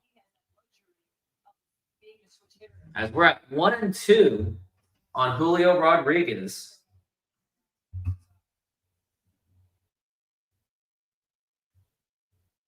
And the pitch. And strike 3 called.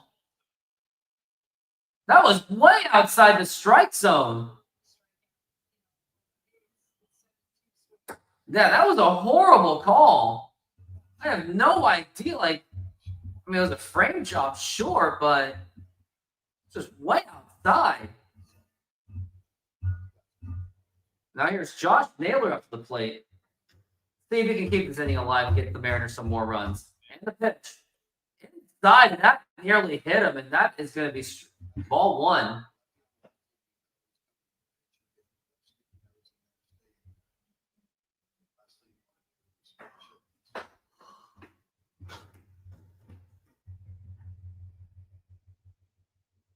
And it was clearly not even close. Naylor hit a 2-run home run in the first inning to get it going for the Mariners. It's batting .289 with 14 home runs and 65 RBIs. And the pitch. And that's going to be a fly ball to left field. And nothing's going to be doing, and he makes the catch. And that's going to retire the side. We go into the top of the 5th inning. Senor, tell me how you make a thin crust Sahara pizza. With your hands. Cornmeal.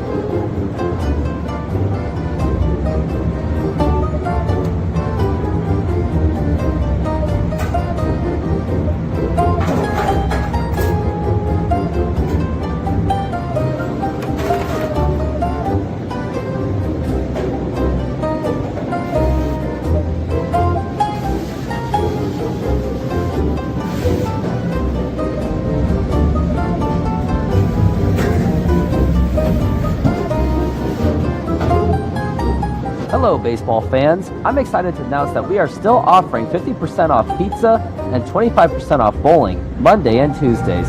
Head on over to Snoqualmie Sahara Pizza. This deal will go through May. And that's how you make a Sahara pizza. Beautiful thing.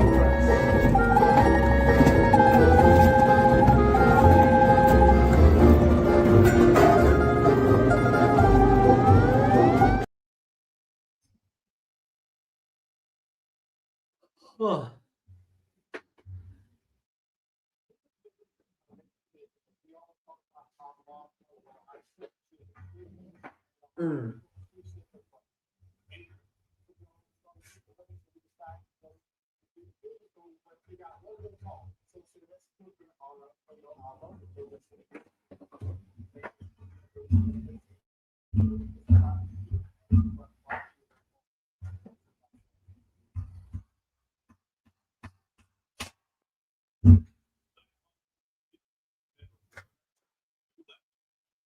Mariners have 2 lefties in bullpen with Gabe Spire and Caleb Ferguson.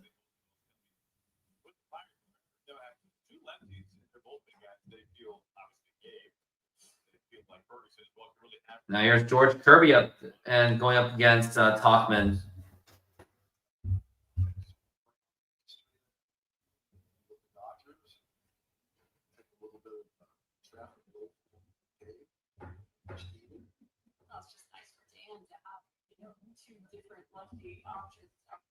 Now the 0-1 and a pitch.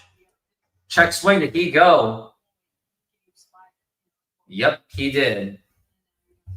0-2.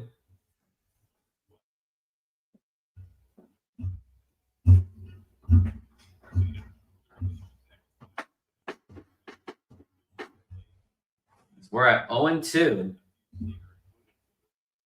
And the pitch. Up high for a ball. And that is going to be a 1-2 count. George Kirby at 77 pitches. I would imagine that the 6th inning will probably be his last inning. And now the 1-2. Now here's the liner, and that's still going right over the head of J.P. Crawford. And now you got a runner on first base. Mariners just can't get through this any innings without drama.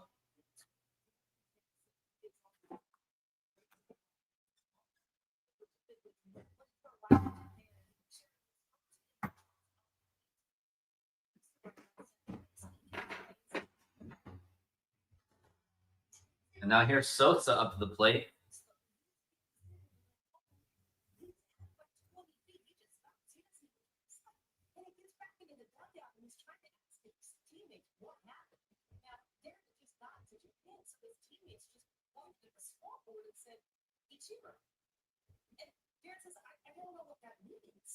And he keeps looking up and he finally sees the replay of what happened. And next, he told me he was Terrence Long before there was the Terrence Long. Now here's Sosa. And now the pitch. Swing and a miss, and that is going to be strike one.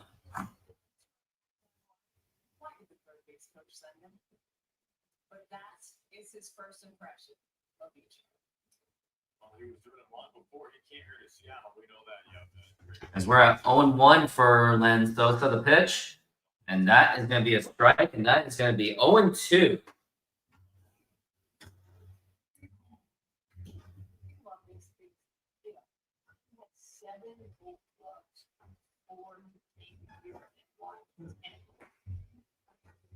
And the 0-2. Swing and a miss, strike three. And that's going to be one out.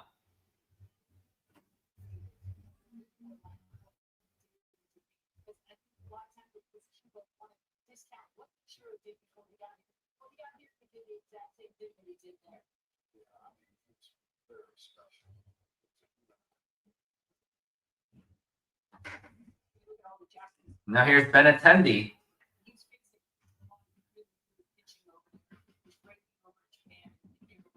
And the pitch.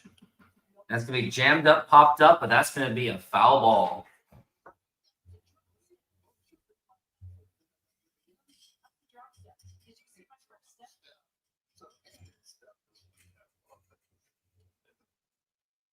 Now we're at 0-1 on Benintendi. And the pitch. And that's going to be in there for a strike. That's going to be 0-2 on Benintendi.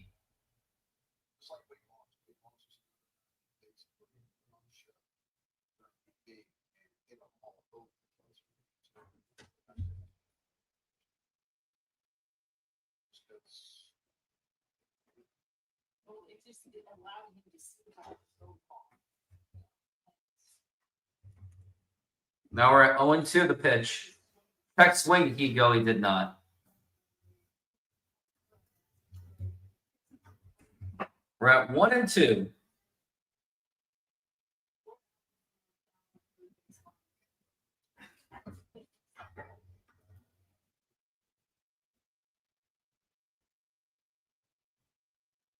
And the 1-2. And that's going to be a chopper right to George Kirby. Toss over the first in time. And that's going to be 2 out.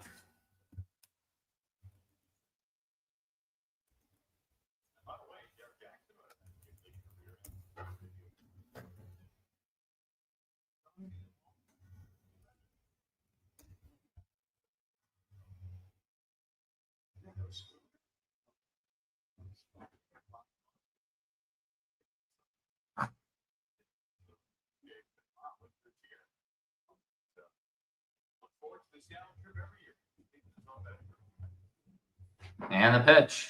Now here's a line drive. Here's Randy Arozarena makes the catch, and that's going to retire the side. And that is going to retire. I already said that. And now we're going to go into the bottom of the 5th inning, and it's still 7-2 Mariners.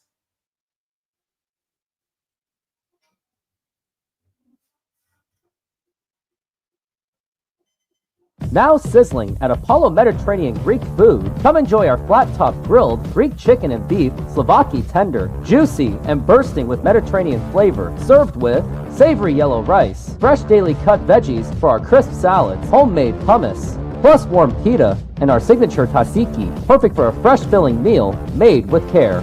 Cold beer available. Order now at apollogreekfood.com. Come visit us for a delicious meal and a cold beer. We'd love to serve you.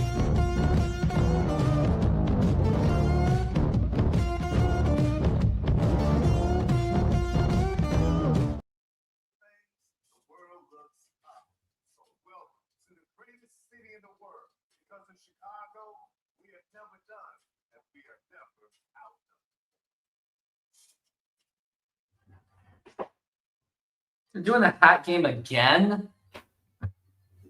All right, it's gonna be number. Is that in the number 2 spot?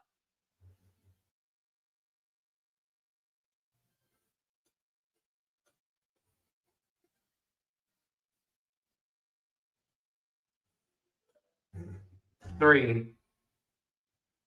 Yep, I got it.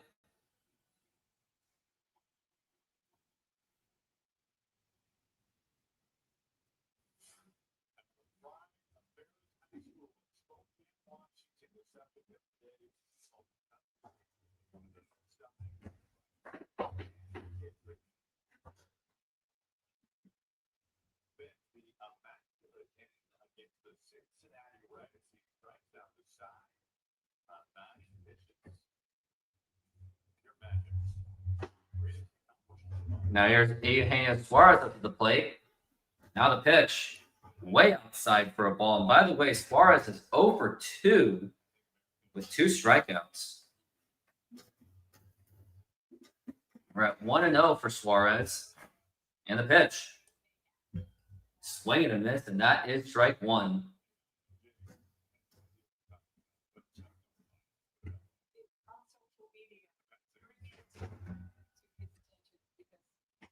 Now we're at 1-1. And the pitch. And that is a strike.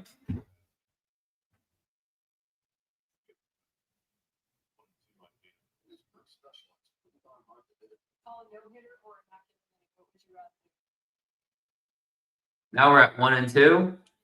And that's going to be a golf swing, fly ball to center field. And Luis Robert Jr. is there to make the catch. And that's going to be 1 away.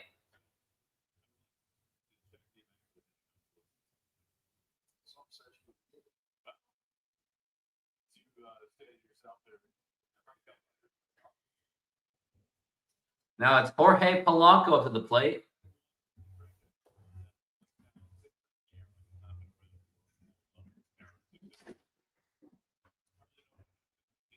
And the pitch. Swing and a miss. A brutal swing and miss at the dirt. And that's going to be strike 1. For the rest of the week, I am going to miss the Chicago game, but I'm projected to do all 3 of the Rays games and possibly even the first 2 Baltimore games, as we're at 0-1 for Jorge Polanco. And now here's the pitch. Swing and a miss, and that is going to be strike 2.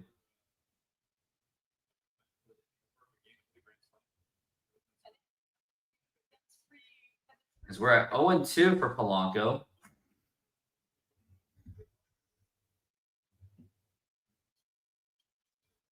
And now the pitch. Way up high for a ball. That's going to be 1-2.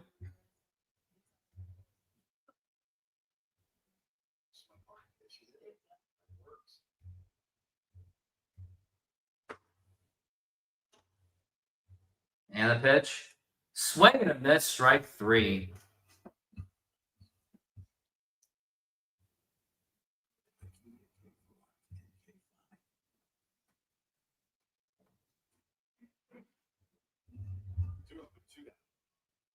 It's going to be 2 up and 2 down, and it's going to be Dom Canzone up to the plate.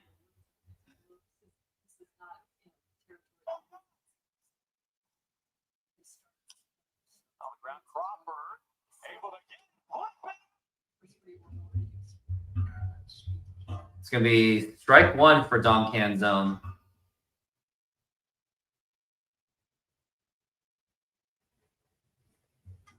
And now the pitch. And that's going to be outside for a ball, 1-1.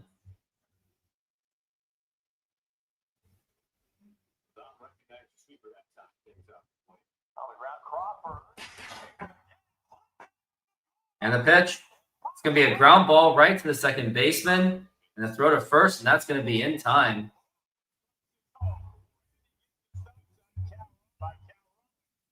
And it's going to be 7-2 lead still.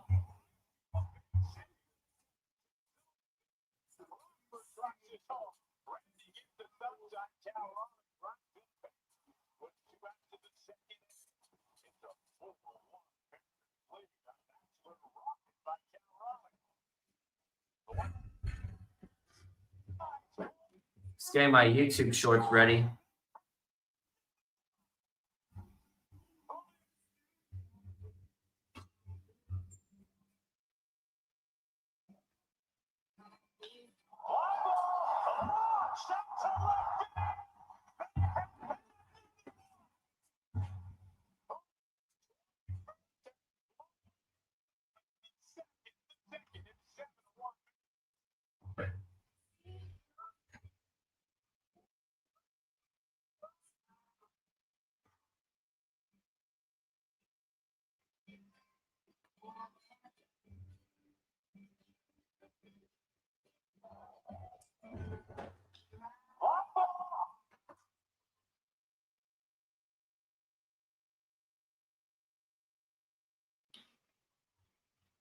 Try our hand-breaded chicken tenders, perfectly seasoned and served with a choice of sides, golden fries, fluffy biscuits, homemade mashed potatoes, creamy mac and cheese, fresh side salad, fresh coleslaw, plus enjoy a dipping sauce on the side. Come in and treat yourself to the best comfort food around. Visit us today and satisfy your cravings.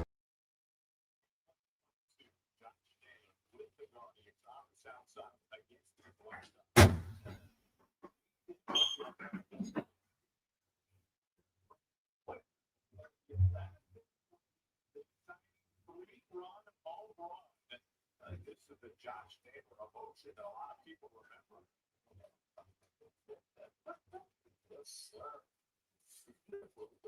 And now the pitch. And that's going to be in there for a strike. As George Kirby is still going strong for top of the sixth inning.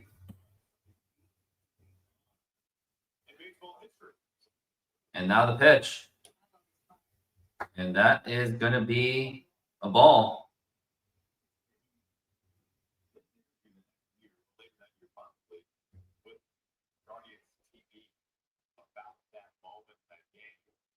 And the pitch. And that's going to be low for a ball.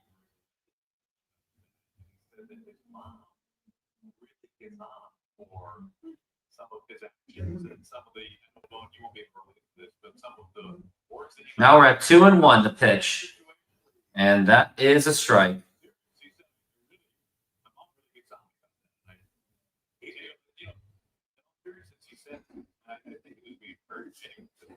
Now we're at 2-2.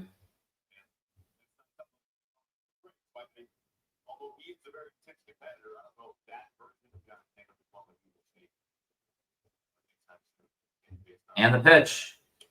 Way inside for a ball.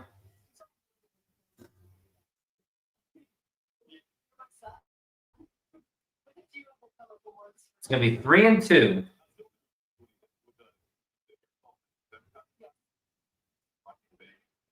And the pitch. And that's going to be a foul ball.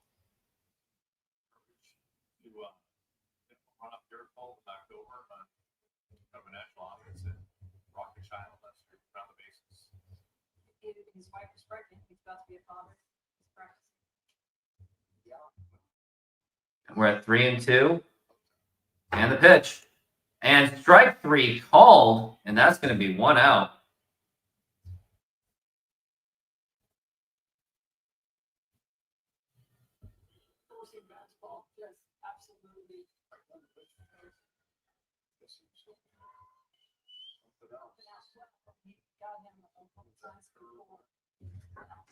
Now here's Curtis Mead up to the plate. And now the pitch. Foul ball, and that is strike 1.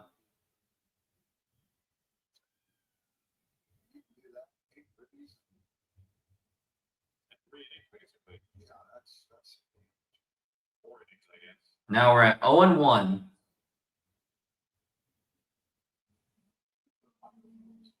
And the pitch. And that is a strike.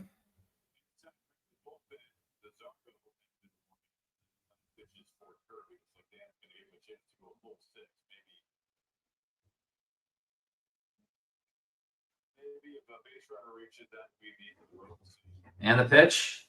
Way outside for a ball.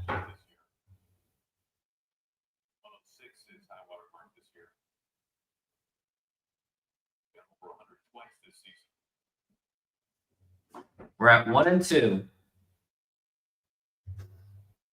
And the pitch. And that's going to be a foul ball.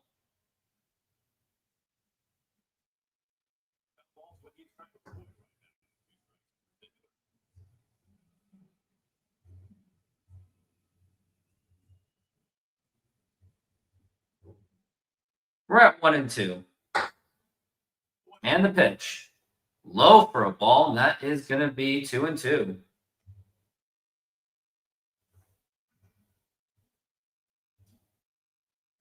Talked about how big George Kirby is. 2-2 the count.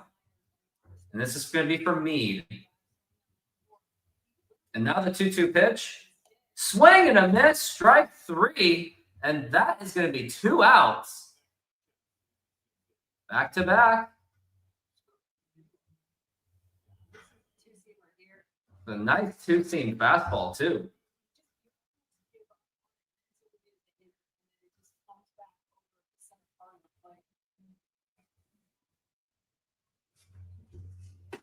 99 pitches for George Kirby. Let's see if he can finish this inning. The pitch. And that's going to be low for a ball to Teal. And that is going to be ball 1. And that is pitch number 100 for George Kirby.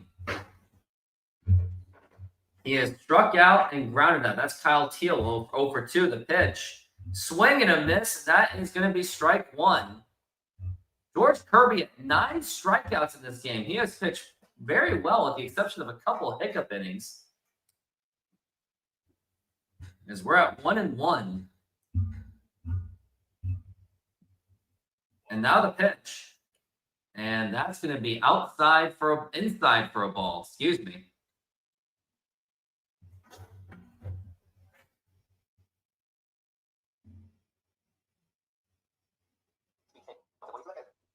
And the pitch. And 2 balls and 2 strikes.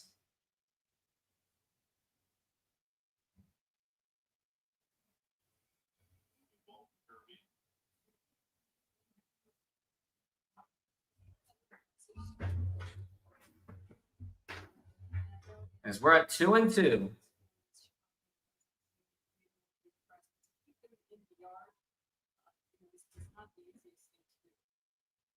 Now the 2-2 pitch. Now here's a ground ball right to Eugenio Suarez. Throw to first. That's going to be in time. An easy 1-2-3 inning for the Mariners and for George Kirby. And we go into commercial break. Senor, tell me how you make a thin crust Sahara pizza. With your hands. Cornmeal.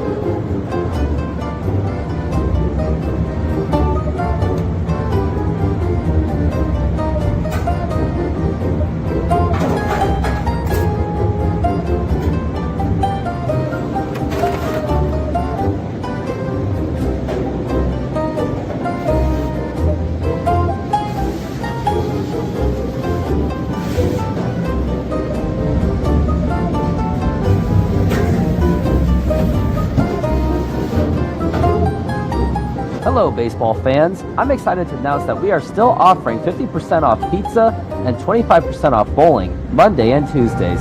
Head on over to Snoqualmie Sahara Pizza. This deal will go through May. And that's how you make a Sahara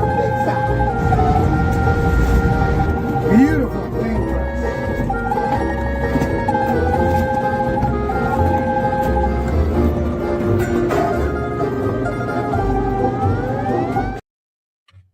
And we are still on commercial break at the moment.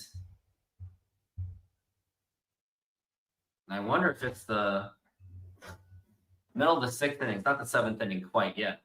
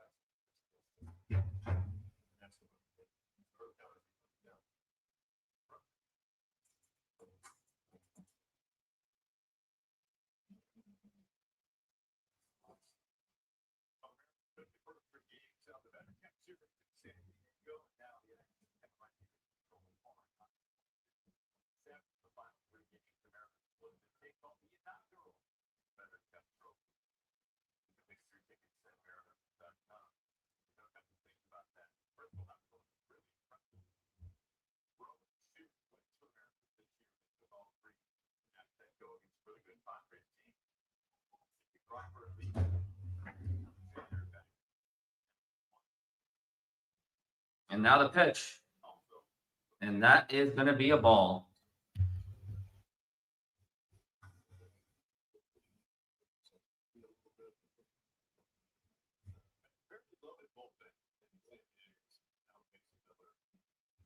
And the pitch. And that is outside for a ball.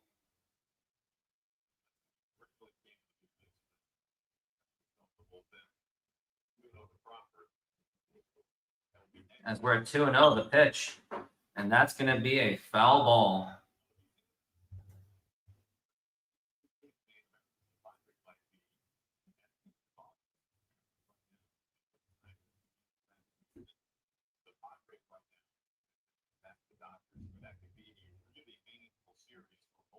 We're at 2-1 for JP, the pitch.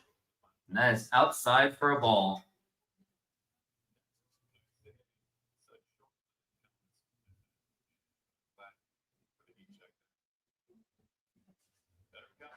And the pitch. And that is a strike. 3-2. Full count.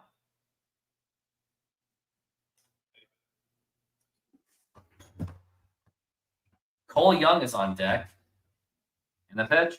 And now here's a fly ball to center field, but Luis Robert Jr. is going to be there to make the catch.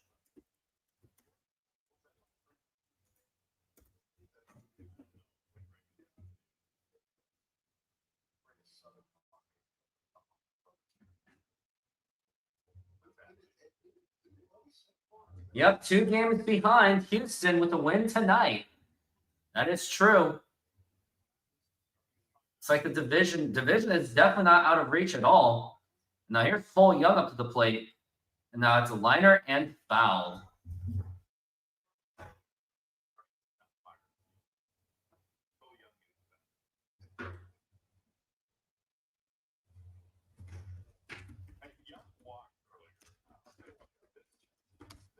Now we're at 0-1. And that is up high for a ball.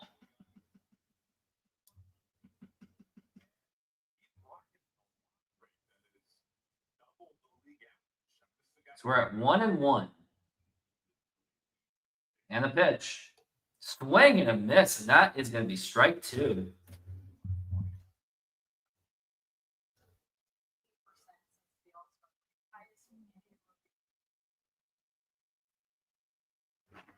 One and 2, the pitch.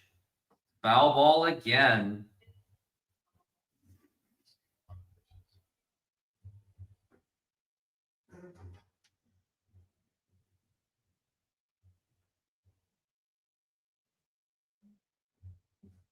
So we're at 1-2. And the pitch. And strike 3 called, and he knew it. And that's going to be 2 outs. And it's going to be back to the top of the order. And it's going to be up to Randy Arozarena to see if he can extend this inning.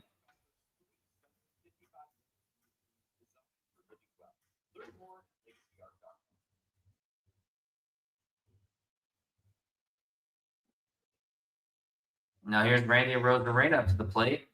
And the pitch. And that's going to be a foul ball.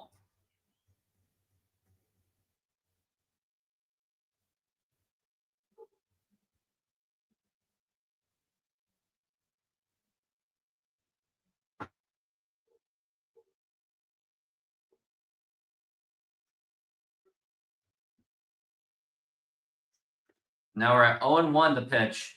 Outside for a ball.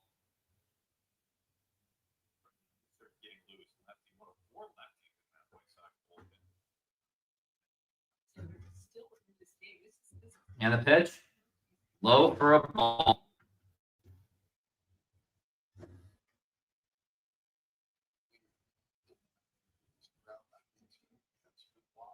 So we're at 2-1.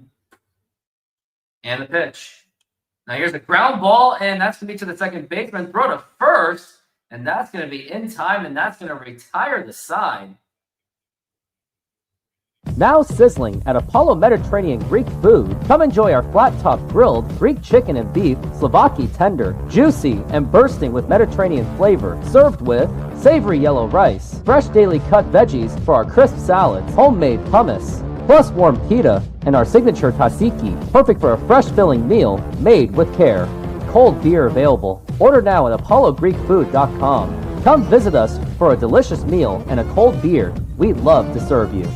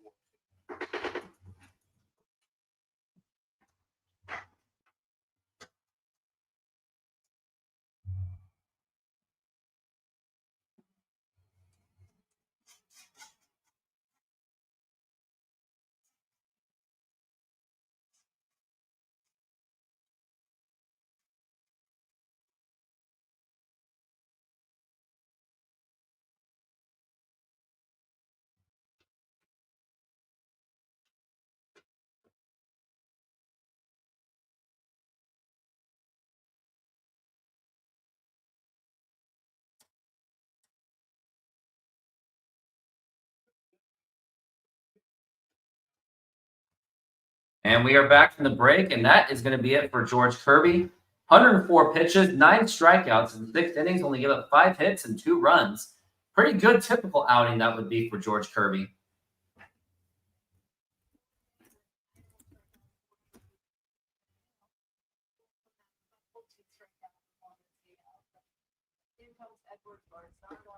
Now here's Edward Bizzardo. That's when you know it's garbage time. Now here's the pitch, and that's going to be low for a ball.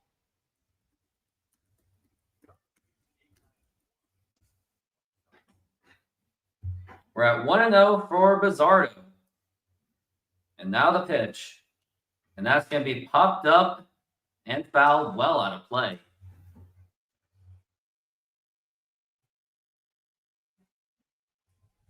We're at 1-1.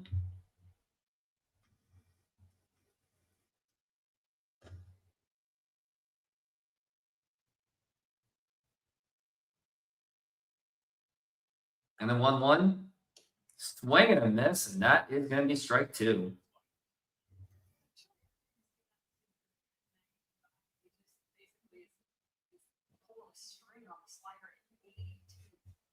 One and 2.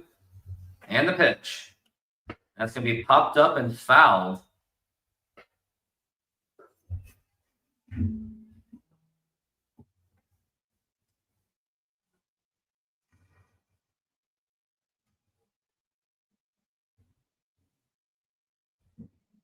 We're at 1-2 for Taylor from Bizzardo. The pitch. Way outside for a ball. 2-2.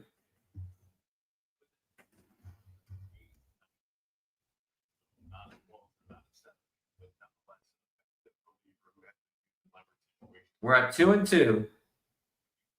And the pitch. Low for a ball.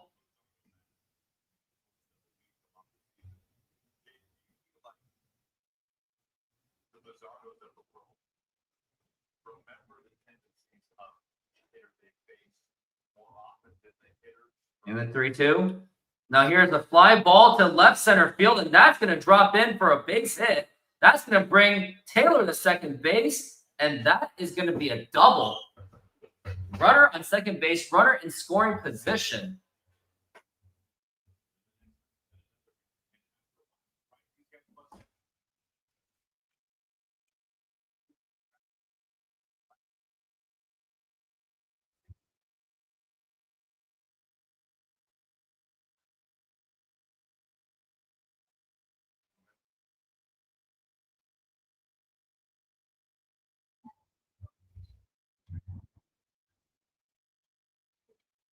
And the pitch. And that is a swing and a miss, and that is going to be strike one.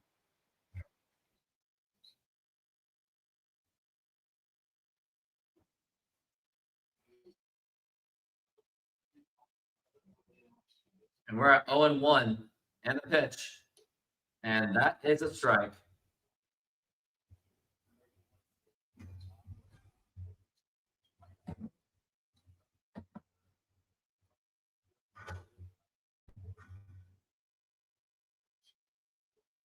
The pitch. And that is strike 3 called. That's going to be 1 out.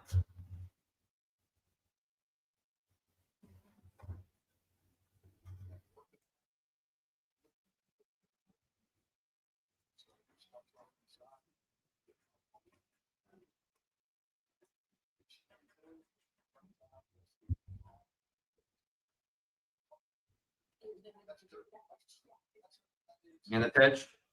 And that is a strike.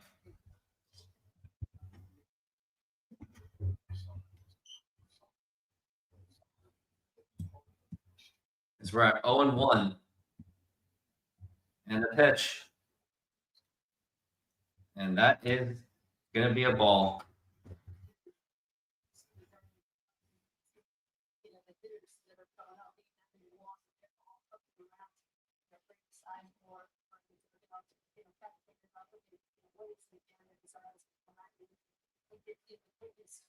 We're at 1-1 in the pitch.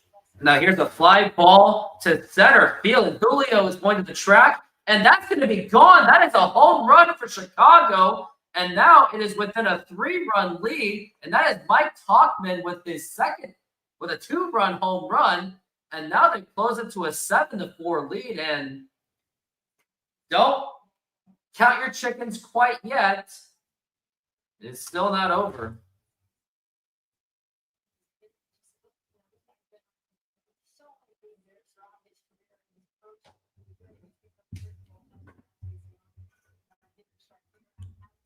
Oh boy. This is not good at all.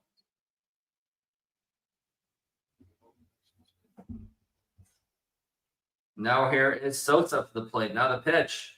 And now here's a fly ball drilled to right center field. Forget about that one. That is a back-to-back home run by Sosa.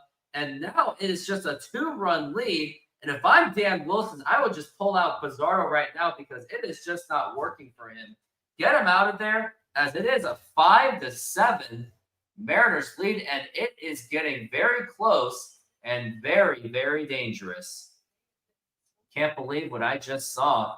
It seemed as if this game was going to be over. It was a pretty boring game after the big Mariners massacre, and now it is now all of a sudden a brand new ball game. Now we do have a game. Now here's Benintendi.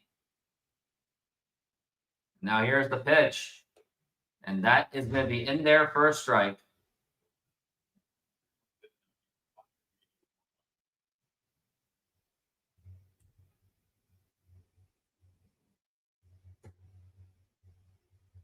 And that's going to be a foul ball. Why does it have to be this close? This is why Pizarro is not a playoff caliber pitcher. As we're at 0-2. And now the pitch. And that's going to be a ground ball foul. This is where it gets very, very dangerous. Mariners are going to have to put in some runs going into the bottom of the 7th inning, that's for sure. As we're at 0-2. And now the pitch. Now here's a ground ball right to Josh Naylor. He has it, goes to the bag, and that's going to be 2 outs.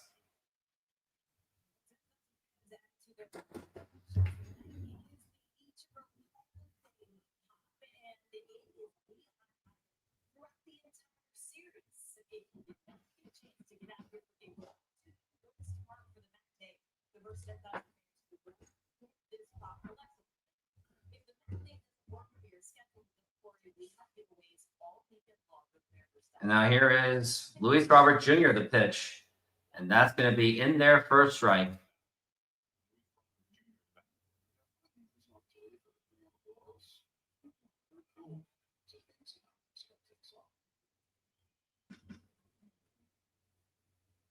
Now here's the pitch. It's going to be a foul ball.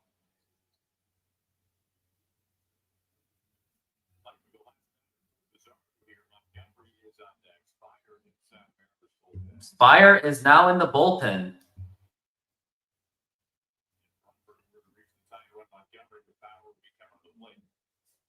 And now the pitch. Swing and a miss, strike 3. And that's going to retire the side. We go to the bottom of the 7th inning. And it is stretch time, and it's time to sing Take Me Out to the Ball Game. Take me out to the ball game. Take me out to the crowd. Buy me some peanuts and Cracker Jacks. I don't care if I ever get back, so let's root for the Mariners. If they don't win, it's a shame. It would be a shame because the Mariners had like a 7-1 lead, and they're about to blow this, aren't they? For it's 1, 2, 3 strikes, you're out at the old ball game.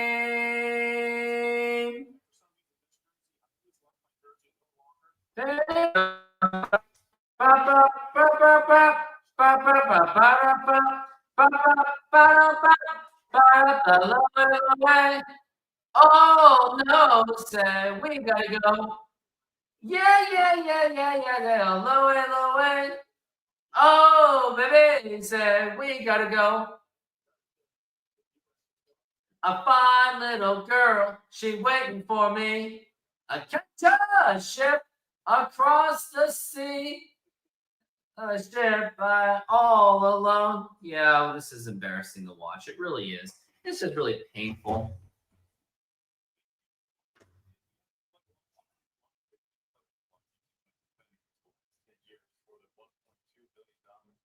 It's almost like as soon as you take down George Kirby or take out George Kirby, it's like a death sentence pretty much.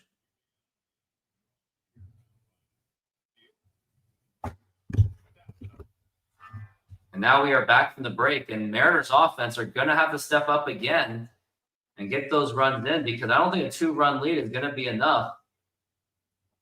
Especially Chicago, it's as bad as a team they are, they still have found ways to at least make themselves competitive in the month of July. And now we got Steven Wilson coming out from the bullpen. He has a 2.82 ERA right now. Now here's Cal Raleigh up to the plate. Now the pitch. Now here's a fly ball to left field, and nope, nothing happened on that one. And that's going to be 1 out.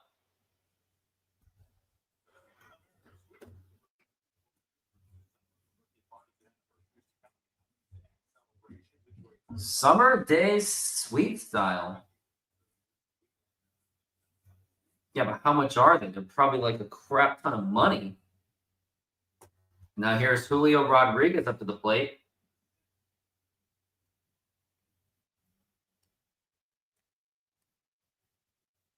And now the pitch. And that's going to be in there for a strike. Once again, a really bad call by the umpire, as he has been missing strike zones left and right. As we're at 0-1 for Julio.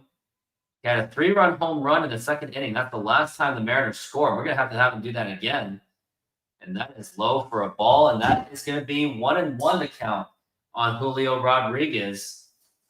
Batting .254, 21 home runs and 62 RBIs.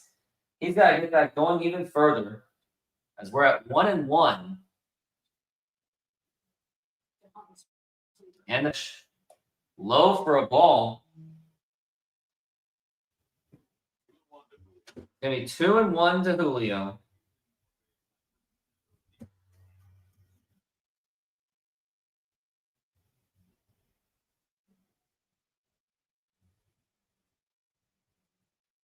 And the pitch.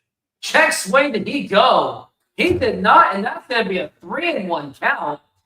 And if I'm Julio Rodriguez, why don't you try to see what Josh Naylor can do for you? I don't know if another home run is going to be, I don't know if you have one in you right now. As we're at 3-1.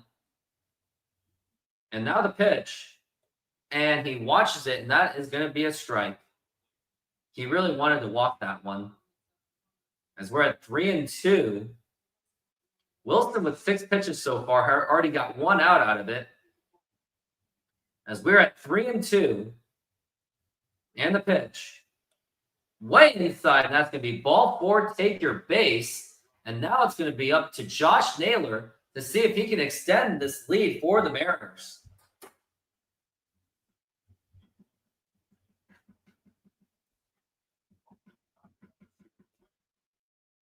We would like to see a series win for the Mariners because tomorrow, depending who's going to be pitching tomorrow, you're going to have Logan Gilbert and Smith. So it's a pretty good shot for the Mariners too.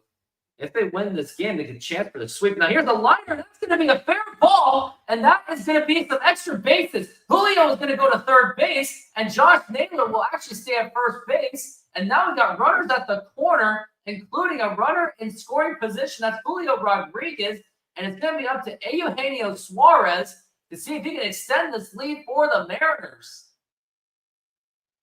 It's a really nice hit, a fair ball that nearly got into the first baseman's glove, but somehow he didn't get it, and Julio just really booked it. And now we've got Suarez up to the plate. He is 0 for 3, though. I believe with 3 strikeouts, unfortunately. He is 0 for 3. Let's see if he can make this different, the pitch. And now here's a fly ball that should score in the run, you would think. And here is Luis Robert Jr. making the catch. And is Julio going to score tagging in third? Yes, he is. And he is going to score, and that's going to be a sacrifice fly for Eugenio Suarez. He may have not gotten the home run, but he's still got that RBI. All right, guys, goodbyes only. Don't forget it. Stop it. Thank We will more than take it. Gino with a sac fly.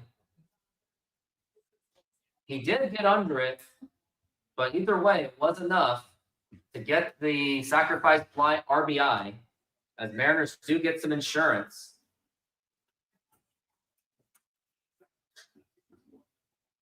And looks like we're going to get a new pitcher out from the bullpen. And now it's going to be Ister coming in. We're making half pineapple, half tiki tiki with barbecue chicken. You put the garlic.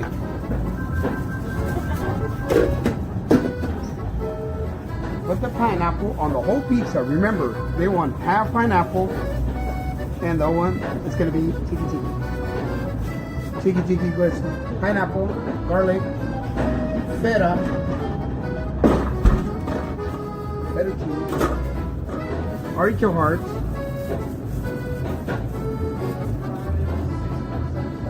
and the chicken. And we're gonna spread some barbecue on top.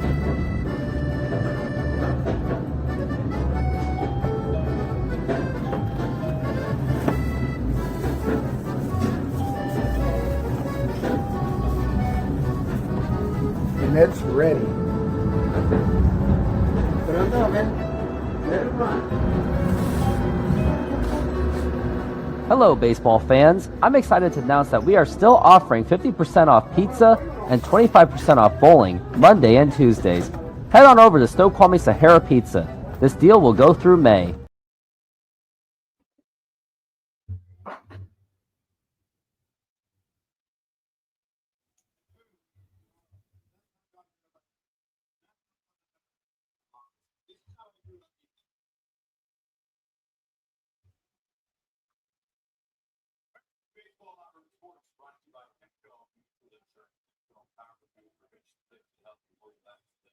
And we are back from the break.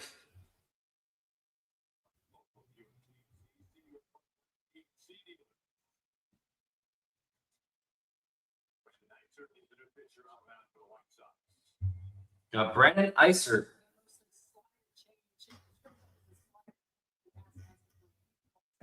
Got man on first base and the pitch to Polanco, and that's going to be a ball.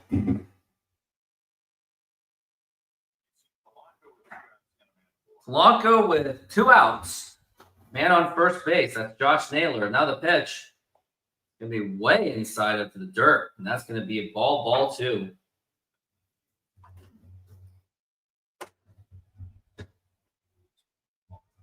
As we're at 2-0. 18 home runs for Jorge Polanco, and runner goes. And now it's a ball throw to second, and that is not in time. And Josh Naylor had an excellent jump to make it 3-0 count. Must be those shiny red shoes. He is 9 for 9 in stolen bases, believe it or not. You gotta love the hustle by Josh Naylor. Now he takes the lead. And now we got Jorge Polanco to 3-0. And that is ball 4, take your base. And now we got runners on first and second with 2 outs, though. And it's going to be up to Dom Canzone to see what damage that he can do for the Mariners.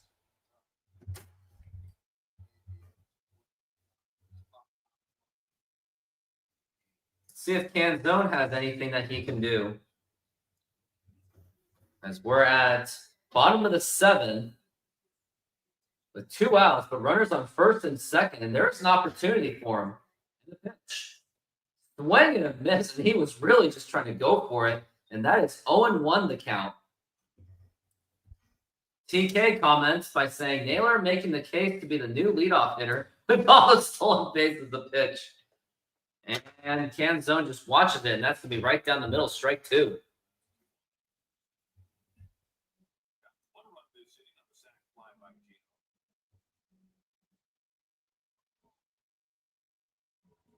As we're at 0-2. And the pitch.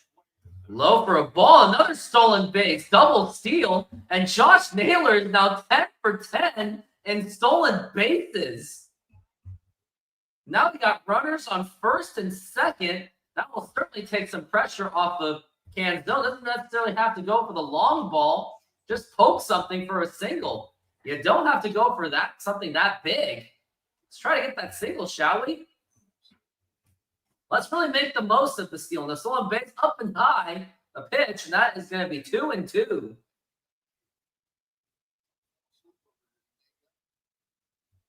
We're at 2-2. It's a big opportunity. And now the pitch. And he's swinging a miss, and that is strike 3. And a completely wasted opportunity. It wasn't even close to being a strike, and he still swung at it. It really does remind me of this. The 0-2 pitch. You gotta love these guys. He literally just swing.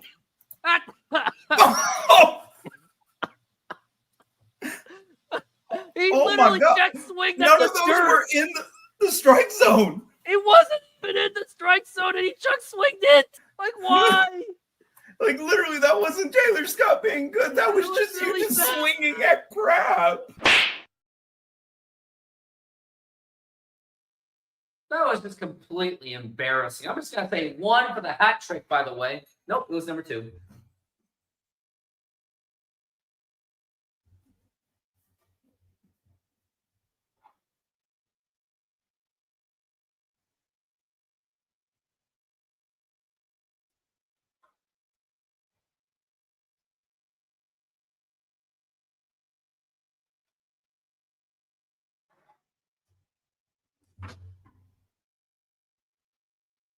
Try our delicious burgers today. Satisfy your cravings with our mouth-watering burgers. Double cheeseburger with classic double beef patties with melted cheese, lettuce, tomatoes, onion and house sauce, a fresh, flavorful delight. Double bacon cheeseburger, crispy bacon, fried onions, barbecue sauce, and double cheese.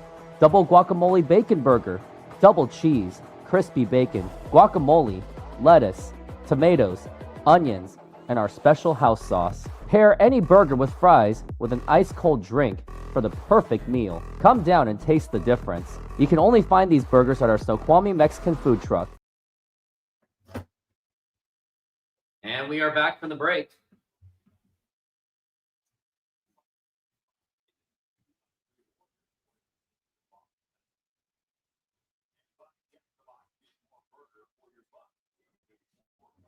Combo jack for 4.9. Wonder if that was like a buck before. Here's Gabe Spire as we are back from the break. Strike one when he's on. His kilo is very maintained all year long. Last year he's 93. Now here's Gabe Spire, and now the pitch. And that's going to be outside for a ball. 2 years ago, a nowhere season. We're at 1-0.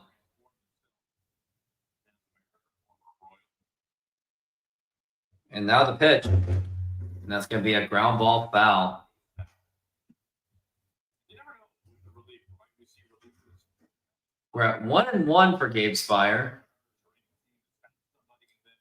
All of a sudden fades fast, and that particular pitcher is not as much of an impact reliever as they were in that 1 out like Gabe Spire. Clearly healthy now, really back and better than ever. And the pitch. Low for a ball. He is so good at controlling his own or dominating his own, getting that strike one.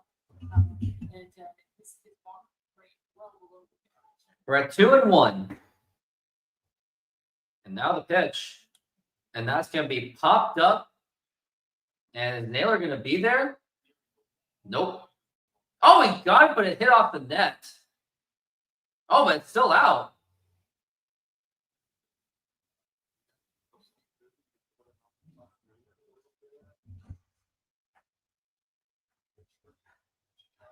Gotta look at the replay. How'd that hit the net?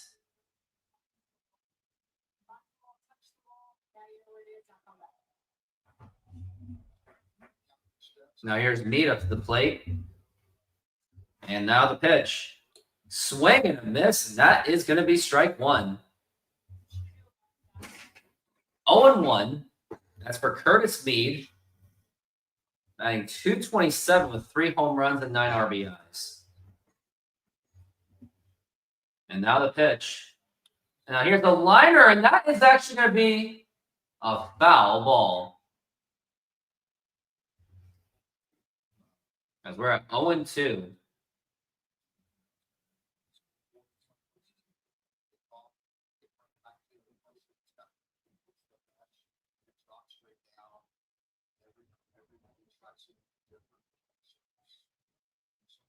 And the pitch up high for a ball.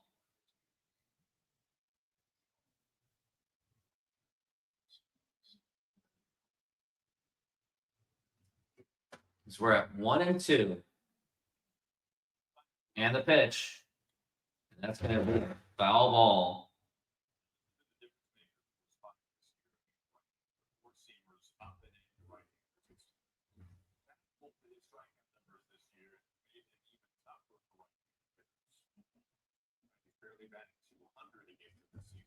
We're at 1-2. And the pitch. Swing and a miss. Strike 3. That one was a nasty one. And that's going to be 2 outs.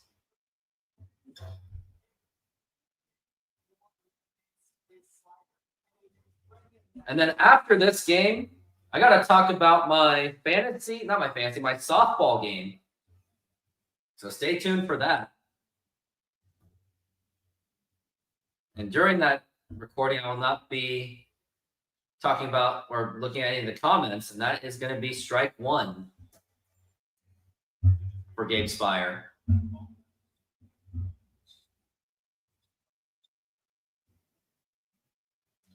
That's going to be 0-1 for Spire. And now the pitch. And that is going to be a strike. And that is going to be 0-2 on Spire. Or on Teal. Excuse me.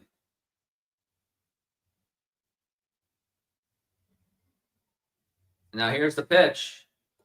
Low for a ball, and that is going to be 1-2.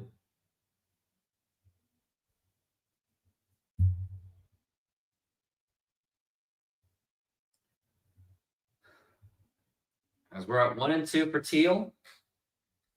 And the pitch. Swing and a miss, strike 3. And talk about a 1-2-3 inning. by Gabe Spire. We go to the bottom of the 8th inning. It is 8-5 Mariners. Senor, tell me how you make a thin crust Sahara pizza. With your hands. Cornmeal.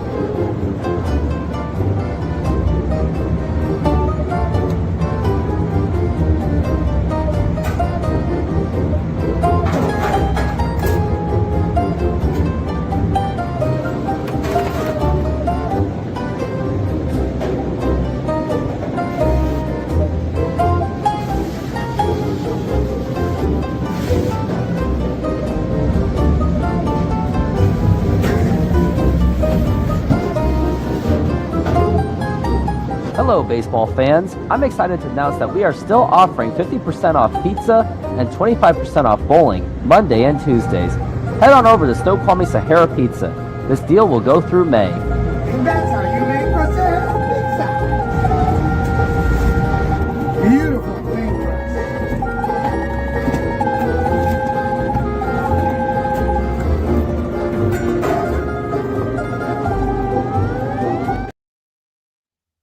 All right. Let's really finish this, shall we?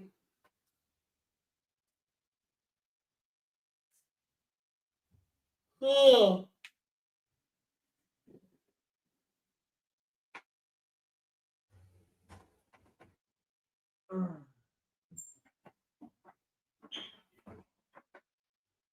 So stay tuned after this game. Not only will I go over my softball game from Tuesday, but I'm also going, which was yesterday, I'm also going to go over a quick recap of how the whole season went. As we got Ichiro Suzuki going to get that plaque on Sunday. Now here's JP Crawford up to the plate. He is 2 for 3. Now the pitch. And that is right in there for a strike.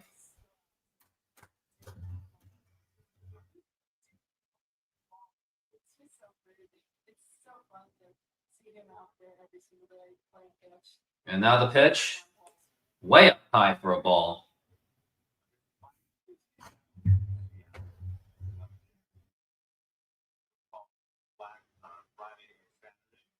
Crawford is batting .266. And the pitch. And that's going to be a fly ball to left field. And that could drop in, just fouled. And that's going to be 1-1.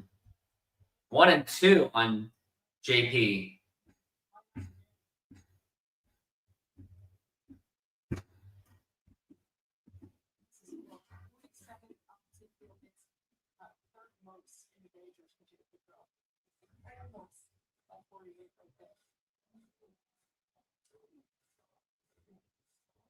The chant of JP.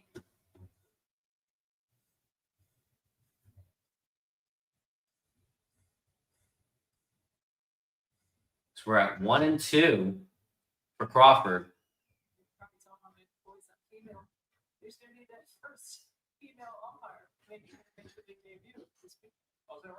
Now we're at 1-2. And now the pitch.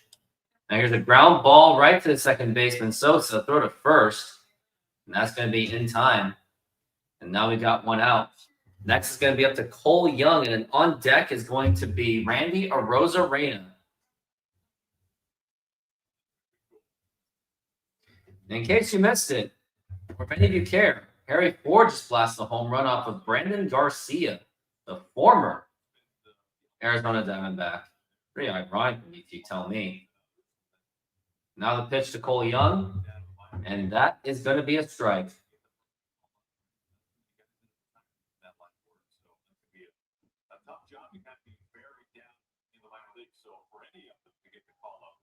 And the pitch to Cole Young. And that is low for a ball. Really good point about just how rare and how talented they are. We give them a hard time. We enjoy giving them a hard time, especially Jeff. But just how few there are and how. And the pitch. And that's going to be low for a ball. And that is going to be 2-1. Cole Young is batting .247. Kind of struggling in this game. And the pitch to Cole Young. And that's going to be a foul ball, and that is going to be 2-2.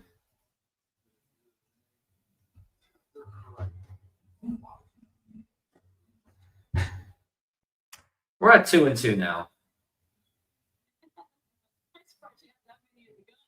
And now here's going to be another foul ball.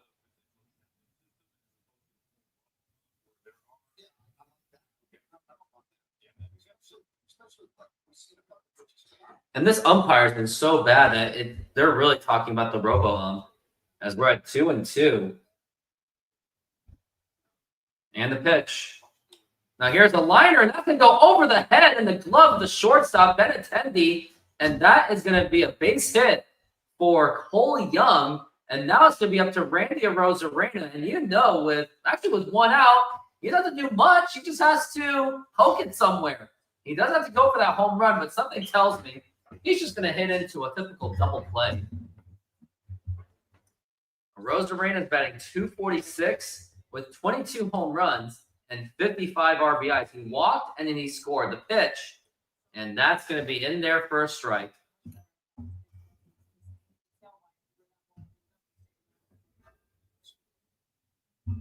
Now we're at 0-1, and the throw to first is going to be safe.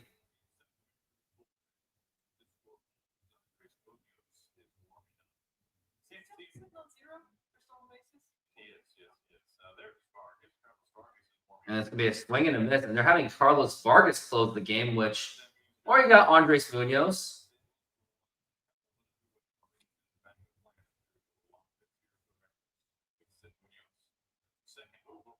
Oh, and Cole Young nearly got picked off.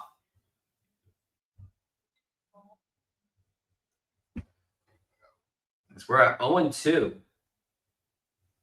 And a pitch. And why did you even check swing at that? Got away with it. That should have been a strike 3 right there.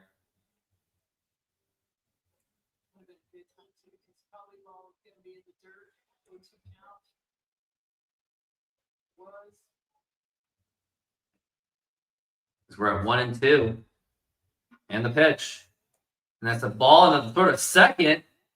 And a nice stolen base for Cole Young. And that is going to be runner on second base. So the pressure is off of Randy Arozarena. All he's got to do is just put it in the corner, put it somewhere, put it in play. So Cole Young, with his feet, he can score from second base. As we're at 2-2, and the pitch up high for a ball. And that is going to be 3-2.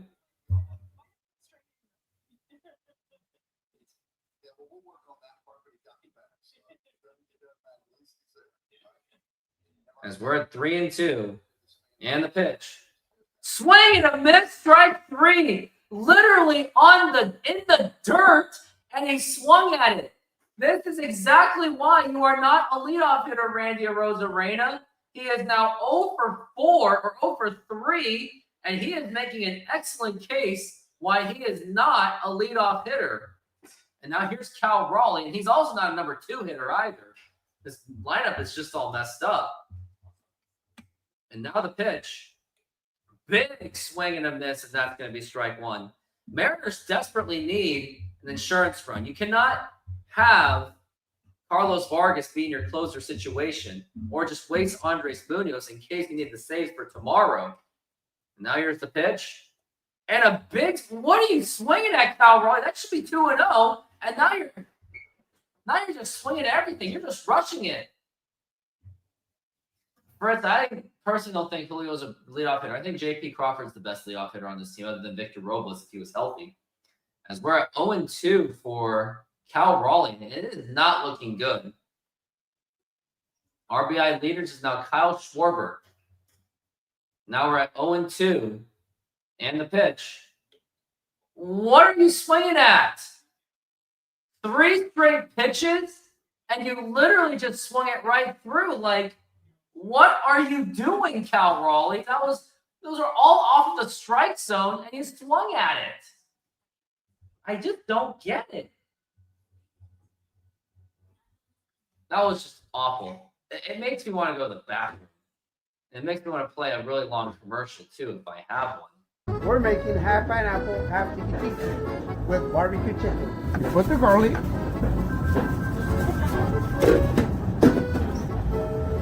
Put the pineapple on the whole pizza. Remember, they want half pineapple, and the one is gonna be tiki tiki. Tiki tiki with pineapple, garlic, feta cheese, artichoke hearts,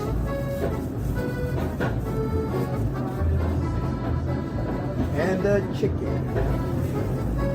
And we're gonna spread some barbecue on top.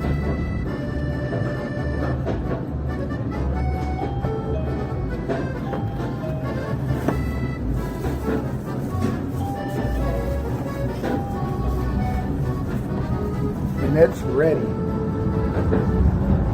Put it on the oven. Let it run.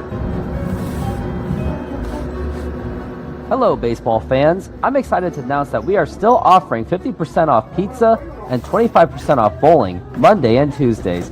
Head on over to Snoqualmie Sahara Pizza. This deal will go through May.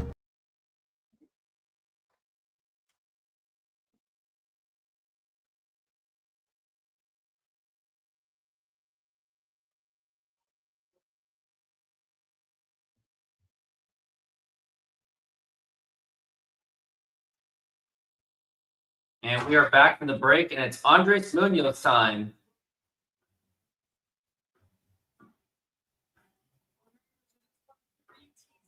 Yeah, Cal's got to realize he's not going to get many strikes leading in the league with home runs. Yeah. Yeah, he's going to get a lot of balls, and he's just swinging at all of them.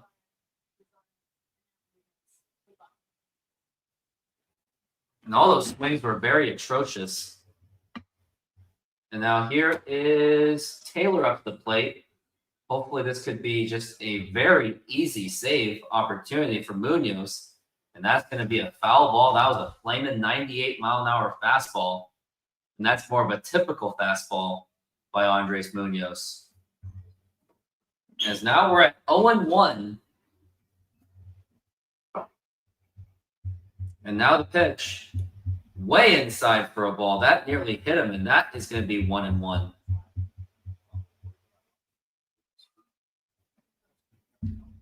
It's going to be one for three is Taylor.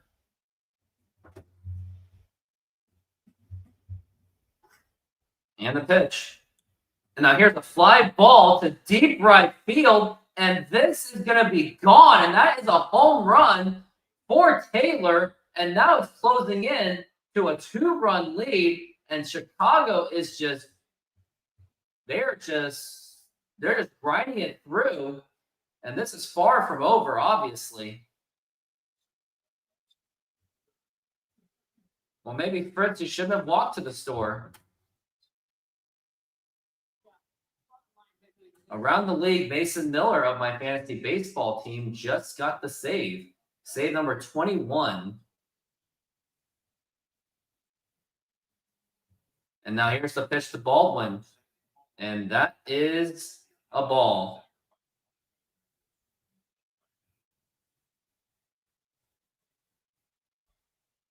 Now we're at 0-1. And the pitch. And that's going to be outside for a ball. And this could be a possibility that we're wasting Andres Munoz. And Carlos Vargas may have to come in. And that's going to get really dangerous for the Mariners. Blowing a 7-1 lead sounds like a scary thing. Now the pitch way outside for a ball. And what is going on? Brooks Baldwin's up to the plate, but if you don't get these guys out quickly, you're going to top of the lineup up. As we're at 2-1 the pitch. And that's going to be a foul ball, strike 2.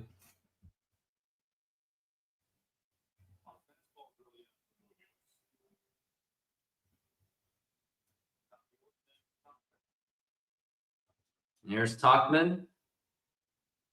And the 2-2. Low for a ball, and Munoz is just losing it. Yeah, pretty hypocritical of the umpire. He won't give that to us, but he'll give that to Chicago. As we're at 3-2, and he owes us. And now the pitch. Way outside for a ball 4. And now we get the time run at the plate. And this is where things get very, very dangerous. And we are getting 6 runs by one of the bottom offenses in the league. This is just absolutely unacceptable. Now here's Tauchman up to the plate, and he has already hit a home run. And now here is the pitch. Swing and a miss, and that is strike 1. It seems that there's the extremes of each. Either Munoz is just really locked in, or he just has games like this. As we're at 0-1, and now the pitch, way up high for a ball, and he throws way too many balls, and there's a reason why he was a closer, a setup man for a long time to Paul Sewald. There really was a reason for it. As now we're at 1-1, and the pitch, and that's going to be a foul ball, strike 2. Would really love a double play in this situation right now. As Munoz has 12 pitches in this inning, and he's certainly not going to be available for tomorrow. Maybe he can get Matt Brash as a closer for tomorrow, but I don't know. As we're at 1-2, now the pitch. And that's going to be a ball, and the umpire is just not going to give it to him. Don't you want to go home, umpire? I mean, you owe us for that. As that's going to be 2-2. And now here's the pitch. And that's going to be a foul ball. Like this umpire has really shown hypocrisy. I'm going to text it to Jay Trident Podcast. I hate criticizing the umpire, but his calls have been atrocious.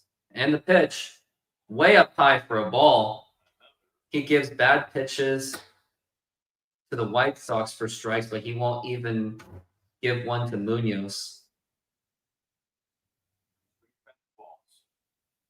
And now we're at 3-2, and now the pitch, and that's going to be a foul ball. It feels like the traditional in-control ground ball heavy closers fading out to making ways for flame-throwing Ken Giles types. As we're at 3-2, the full count. As if the Mariners had a 7-1 comfortable lead. And now the pitch. And thank God he swung at that one. That's going to be a foul ball. 17 pitches for Munoz. I don't even think he's going to be able to finish this. As we're at 3-2. My fear is I think they're just going to pull him out after this at bat, no matter what happens. And by the way, White Sox have no outs.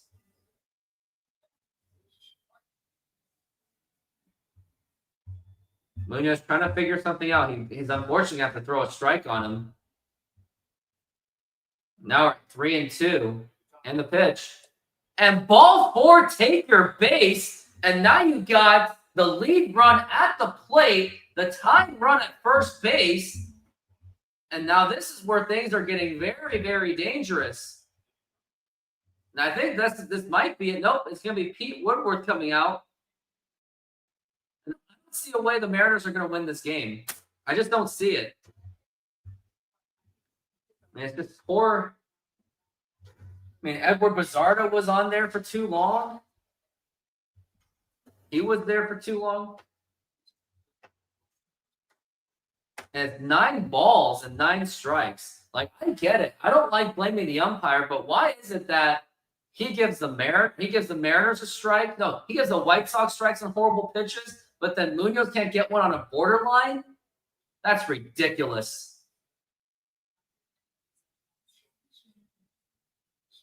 Yep. And we were hoping also the original plan was that the Mariners were scoring in more runs, and they could have gotten more runs. They could have gotten Carlos Vargas in a much lower leverage situation. And now here is Sosa. Now here's the pitch, and that's going to be a strike.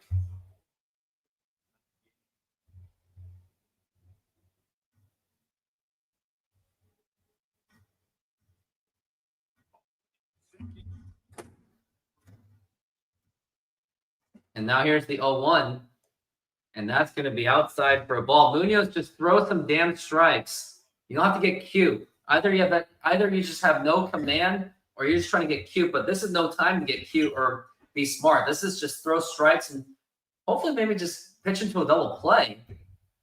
And now here's the pitch. And that is a strike this time. That's what you do. And that's going to be a 1-2 count. And if you can just get the strikeout, that would be huge, because then you have an opportunity to pitch into a double play. As we're at 1-2, there's no way that you could really blow a 7-1 lead to the freaking White Sox. Out of all teams, the White Sox, as we're at 1-2 for Sosa.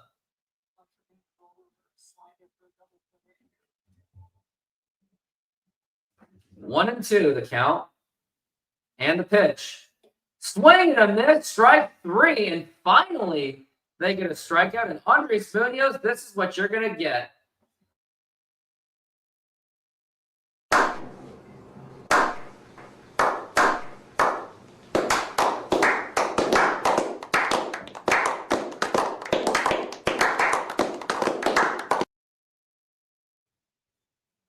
Now we got Benintendi up to the plate. Still a very dangerous hitter. Benintendi is 1 for 4.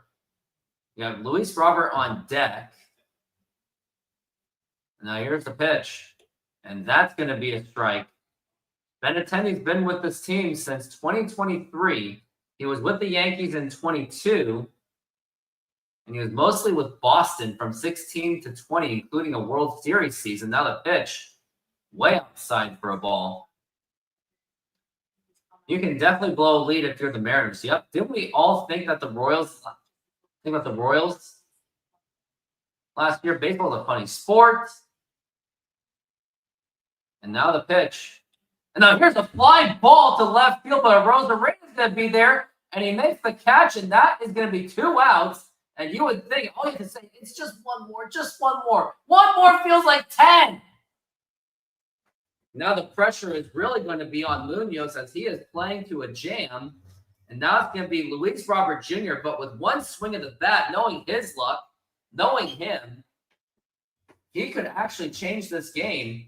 And it could easily be a 9-8 game with one swing of the bat. So this is where you have to be very, very careful on Luis Robert Jr. He is 1 for 3.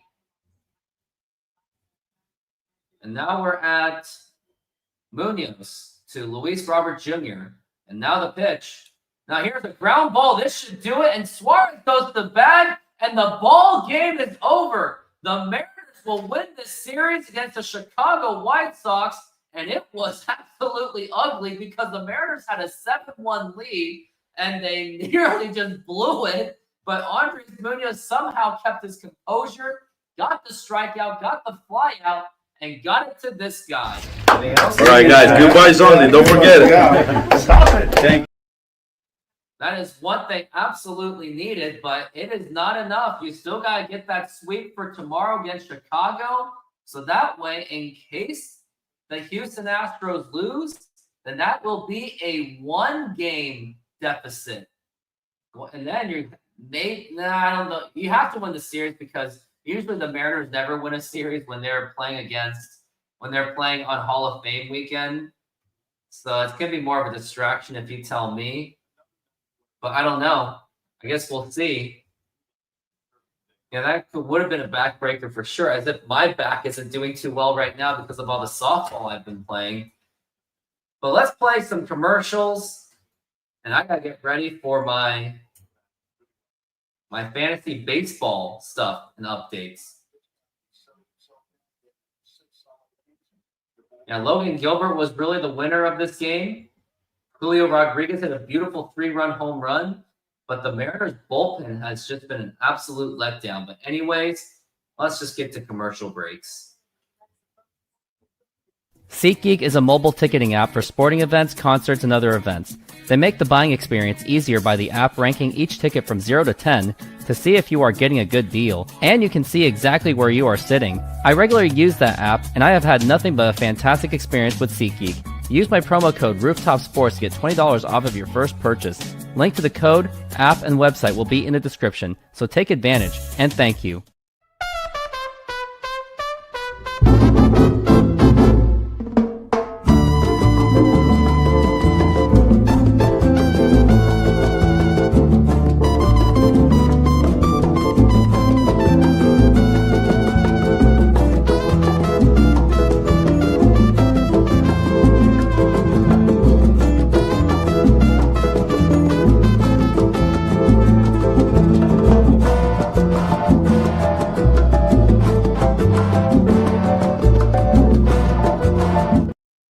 Senor, tell me how you make a thin crust Sahara pizza.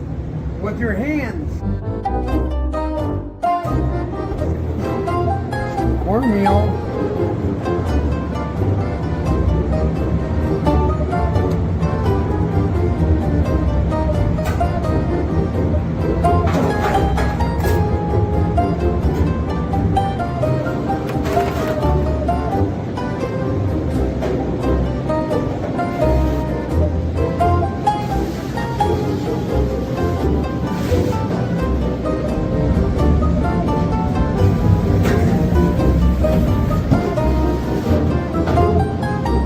Hello, baseball fans. I'm excited to announce that we are still offering 50% off pizza and 25% off bowling Monday and Tuesdays. Head on over to Snoqualmie Sahara Pizza. This deal will go through May. And that's how you make a Sahara pizza. Beautiful thin crust.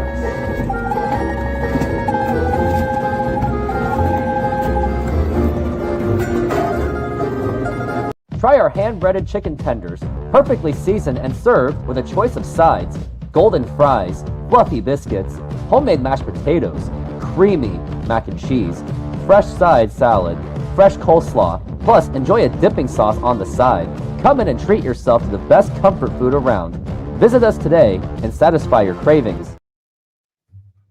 Now sizzling at Apollo Mediterranean Greek Food, come enjoy our flat-top grilled Greek chicken and beef, Slovaki tender, juicy and bursting with Mediterranean flavor, served with savory yellow rice, fresh daily cut veggies for our crisp salads, homemade hummus, plus warm pita and our signature tzatziki, perfect for a fresh filling meal made with care. Cold beer available. Order now at apollogreekfood.com. Come visit us for a delicious meal and a cold beer. We'd love to serve you. Try our delicious burgers today. Satisfy your cravings with our mouth-watering burgers. Double cheeseburger with classic double beef patties with melted cheese, lettuce, tomatoes, onion and house sauce, a fresh, flavorful delight. Double bacon cheeseburger, crispy bacon, fried onions, barbecue sauce, and double cheese. Double guacamole bacon burger, double cheese, crispy bacon, guacamole, lettuce, tomatoes, onions, and our special house sauce. Pair any burger with fries with an ice-cold drink for the perfect meal. Come down and taste the difference. You can only find these burgers at our Snoqualmie Mexican food truck. Taco lovers, this one's for you. Come enjoy tacos auténticos at Snoqualmie Mexican food truck, packed with flavor, made with love, and always fresh. Try our carne asada, al pastor con piña, and more. Topped with cebolla, cilantro, y a squeeze of lime. Pair it with a cold drink and relax at our outdoor seating. Perfecto para disfrutar. Find us at the Snoqualmie Mexican food truck, open daily. Ven con hambre, sal fies. Well, I am back from all of those breaks, and it's time for me to talk about my my church softball league. And I will be going live in 5. Oh, hold on. We're going live in 5, 4, 3, 2, 1. So my softball regular season has just came to a close, and we just ended the season at 3-5, with unfortunately a brutal loss last night on Tuesday, August 5th, where we closed it to within a 2-run deficit. I'm actually going to double check and see how close it really was, because it really was close. Believe it or not, we actually finished 6th place, 6 of 9. We actually were not that good, but don't let the win-loss deceive you. Yeah, we actually lost by just 3 runs against that team. Now, how that went was the first 2 innings was just brutal, because first it started off with having a tough umpire. And that was one thing I was like, okay, fine, whatever. But then my defense was just completely crumbling.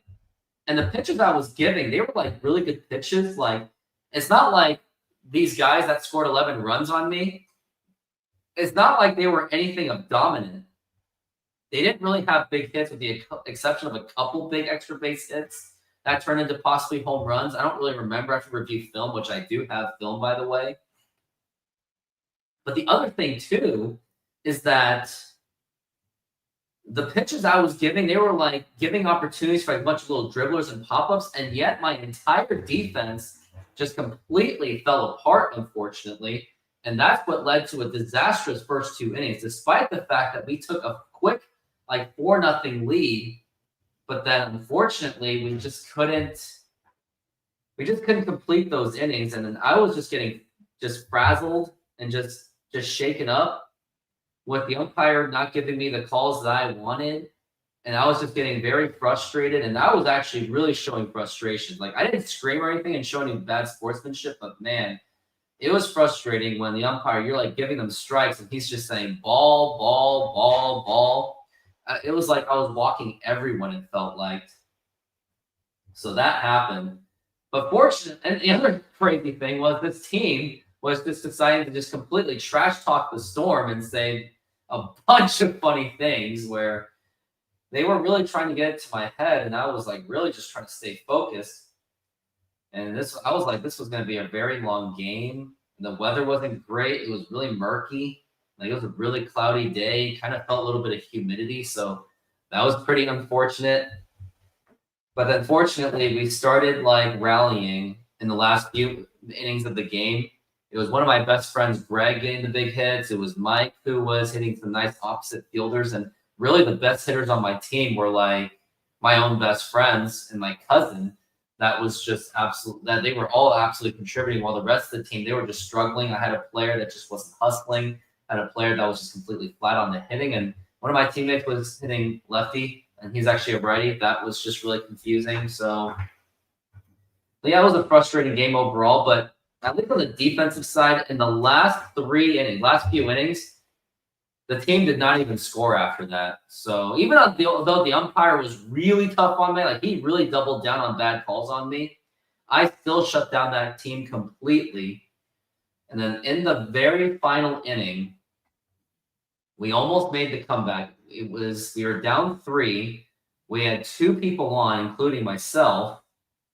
And it was an opportunity where we had 2 opportunities to really get that win. But unfortunately, the female struck out, and my guy teammate, he just popped up or something like that. It was like a fly ball. And that ended the game. And right after the game, I did my good sportsmanship as much as I can, and I did shake their hand. And at the end of the game, we shook their hands, and we realized that, man, we only lost by 3 runs, and our run differential of loss was only 2.2. So we were a very competitive team, and whenever we just had our backs against the wall, we just kept competing. One of the key moments of that game was so the rule is, if you walk a batter on consecutive pitches, automatic double, and a girl goes to first base. And then I did do that, but because we were down by more than 5, he was actually supposed to go to first, technically. But there was a moment where we were already closing in. We actually were closing in to within like a 3-run deficit. And he still thought he was going to go to first base because of the rule. But then I told him just go to second base because I don't want to feel insulted. I was like, nope, I want to win the nice way, whatever it is. But either way, I shut them down anyway. And the other thing I noticed too was the previous week where we had barely sort of won by 5, I was doing a huge strategy because I didn't really have much outfielding to work with. Like, if the ball went in the air going to the outfield, it was guaranteed going to drop because my fielders the fielders I had, the outfielders I really had, they were more of first basemen or designated hitters. So that was a very difficult situation to have. So I was like intentionally walking like half the guys, even with them going to second base automatically. But then all of a sudden next week, they like kind of changed the rules on me, it felt like, to where if I walk a guy on consecutive pitches, he can just go to first base. No, the girl can go to first base after the guy goes to second base on the walk. So pretty frustrating game, but it is what it is. Maybe I just needed a game like that so I could be humble and just get things ready for the tournament. And Funny thing is, I just went from completely wanting to have another game next week, and then it turned into I could use a mental health break from it and just focus on getting ready for the tournament. And I do play in 2 other leagues as well. I play in a Tacoma League and a league in Des Moines. One of them I get to be the starting pitcher. That's the Des Moines League. And in Tacoma League, I'm just an outfielder, and I'm really just focusing on my batting and fielding. And then the Des Moines League, it's basically a simulation for the tournament. So I get really lots of good reps. So really happy about that. So that's what the focus is going to be. And to reflect on how the season went, here was week 1 of that season. We had lost, let's see where it was. I'm trying to find what that first score was. It was on June 10th. I can't even find it. That's funny. All I know is we lost by just 3 runs. That is all I remember. And then week 2, we won 9-2 in impressive fashion, but we should have scored a lot more runs. Then week 3, this is where we were starting to slump. We had a 7-0 lead on my arch rival. And I actually do have an arch nemesis on that team. He's also the pitcher. Whenever we greet each other, he just makes fun of me. And one time when he was walking by, he goes, "Hey, it's the second best pitcher in the league." Yeah, that's cute. And then we just completely blew it in the final inning. And then July 1st, we had lost by, it doesn't even say how much we lost by. All I know is we lost by 1 run. They don't really have all these updates properly. Or maybe I can just go to this. If I can even find the name. Wow. Yeah. Oh, here it is. So week 1, we lost by 3 runs. Then we won 9-2. Then we lost by 1 on week 3 by blowing a 7-run lead. And then we lost by 1 on another adrenaline rush thing, and that's where I choked and I did something like this. So it was the bottom of the inning. I was to at least tie the game, and I was just trying to go for greedy for a home run, and here's what it was. Run anything, Greg. Just run. Wait.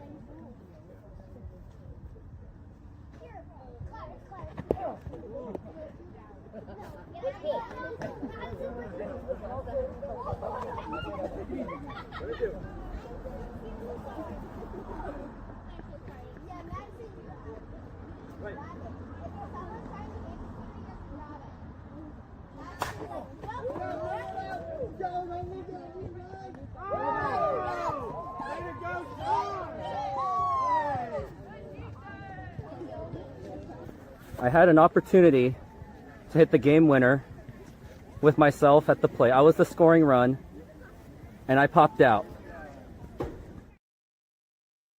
Yeah, that was really embarrassing. Very embarrassing that I just completely popped out just like that.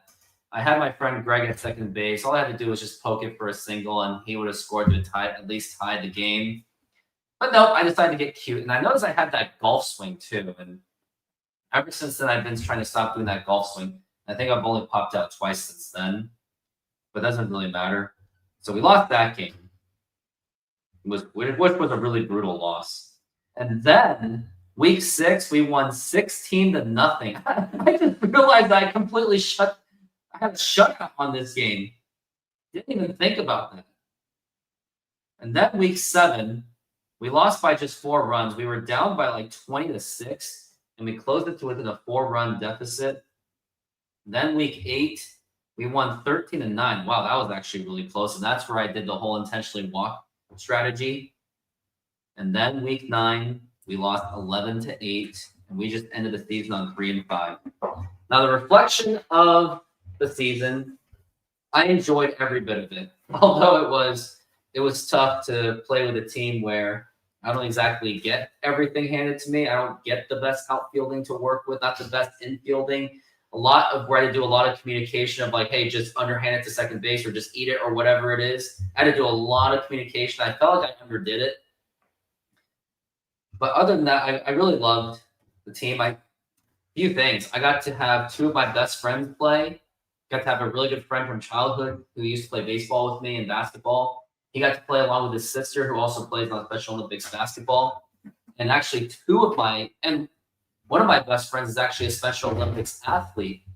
And the fact that both of these athletes were able to compete at a high level in the church league, which is miles ahead of their Special Olympics league, it really speaks a lot that there are players with one with a slightly Down syndrome and the other one, I'm not really sure. I'd like to say maybe autistic slightly, but the fact that they were able to compete at that level is really inspiring to me, that these players from Special Olympics are willing to go up against players are basically just everyone else, which anything is possible. But anyways, here is the highlight of those two players in basketball for the tournament.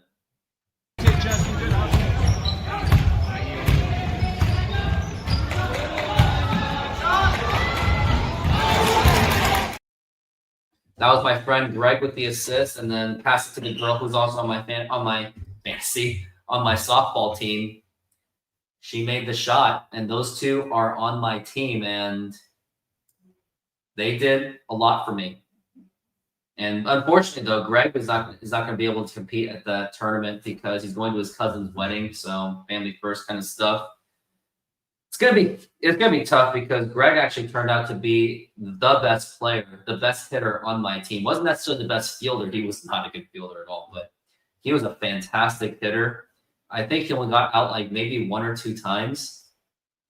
Aside from that, he was driving in runs, getting on base, getting singles and doubles. Like, he was even better than me, and I had an 800 batting average. I think he probably had like an 850 batting average, and he played in every single game, and I'm proud of him that he was able to compete at that level. It's just too bad that he won't be able to finish it with me at the tournament, which would have been fun because whether you win or lose, you still have that camaraderie with your own best friend. But other key updates is one of my other best friends, Marcus. He is at Game Time Decision because I didn't really update it well, but he is actually injured. He's recovering from some kind of back injury. He accidentally fell off of a small ladder. Long story. But he is looking to see if he can do some kind of rehab participation next week, where I will take some time to try to practice with him, and I'll try to get him into a pickup game or my league on Thursdays and try to see if he can play. So we'll see from there. So a lot of moving parts. Like, for the tournament, though, fortunately, I am projected to have most of the players that will be contributing, because we were playing a little bit shorthanded. We lost like another couple of our key players for the last few weeks, if not a month. So most of the time we were playing shorthanded. But for the tournament, we should have the depth. And if my friend Marcus can be there, that's another outfielder that's given. My friend Mark is another outfielder that is going to be given.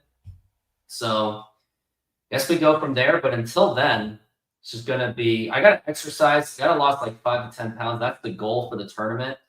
So I just got to be careful with the weight. And chances are, like, within the next hour after this video, I'm going to be hitting the rowing machine to get things going. And, well, got to also watch my diet, of course. So we'll see. I mean, you guys will see the results within less than a couple weeks. But I just want to say thank you for watching all my shorts, and I'm sorry that I did not even do any updates for like the past month. Now I can understand why I lost a few members on my channel, which I don't blame them at all, because if I wasn't giving them consistent updates, of course they're not going to feel the value for the membership.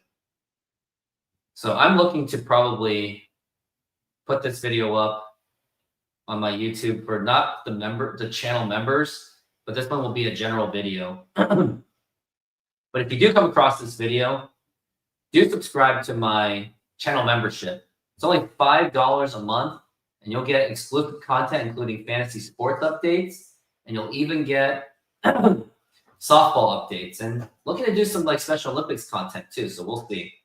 But that's going to do it. I just want to say thank you for watching this, and thank you for watching me throughout this Mariners game too, if you did see my live streaming. But that'll be it. I'm going to take off. And everyone, go Mariners and cheer for my softball team. And everyone, have a fantastic night as I am going to take off.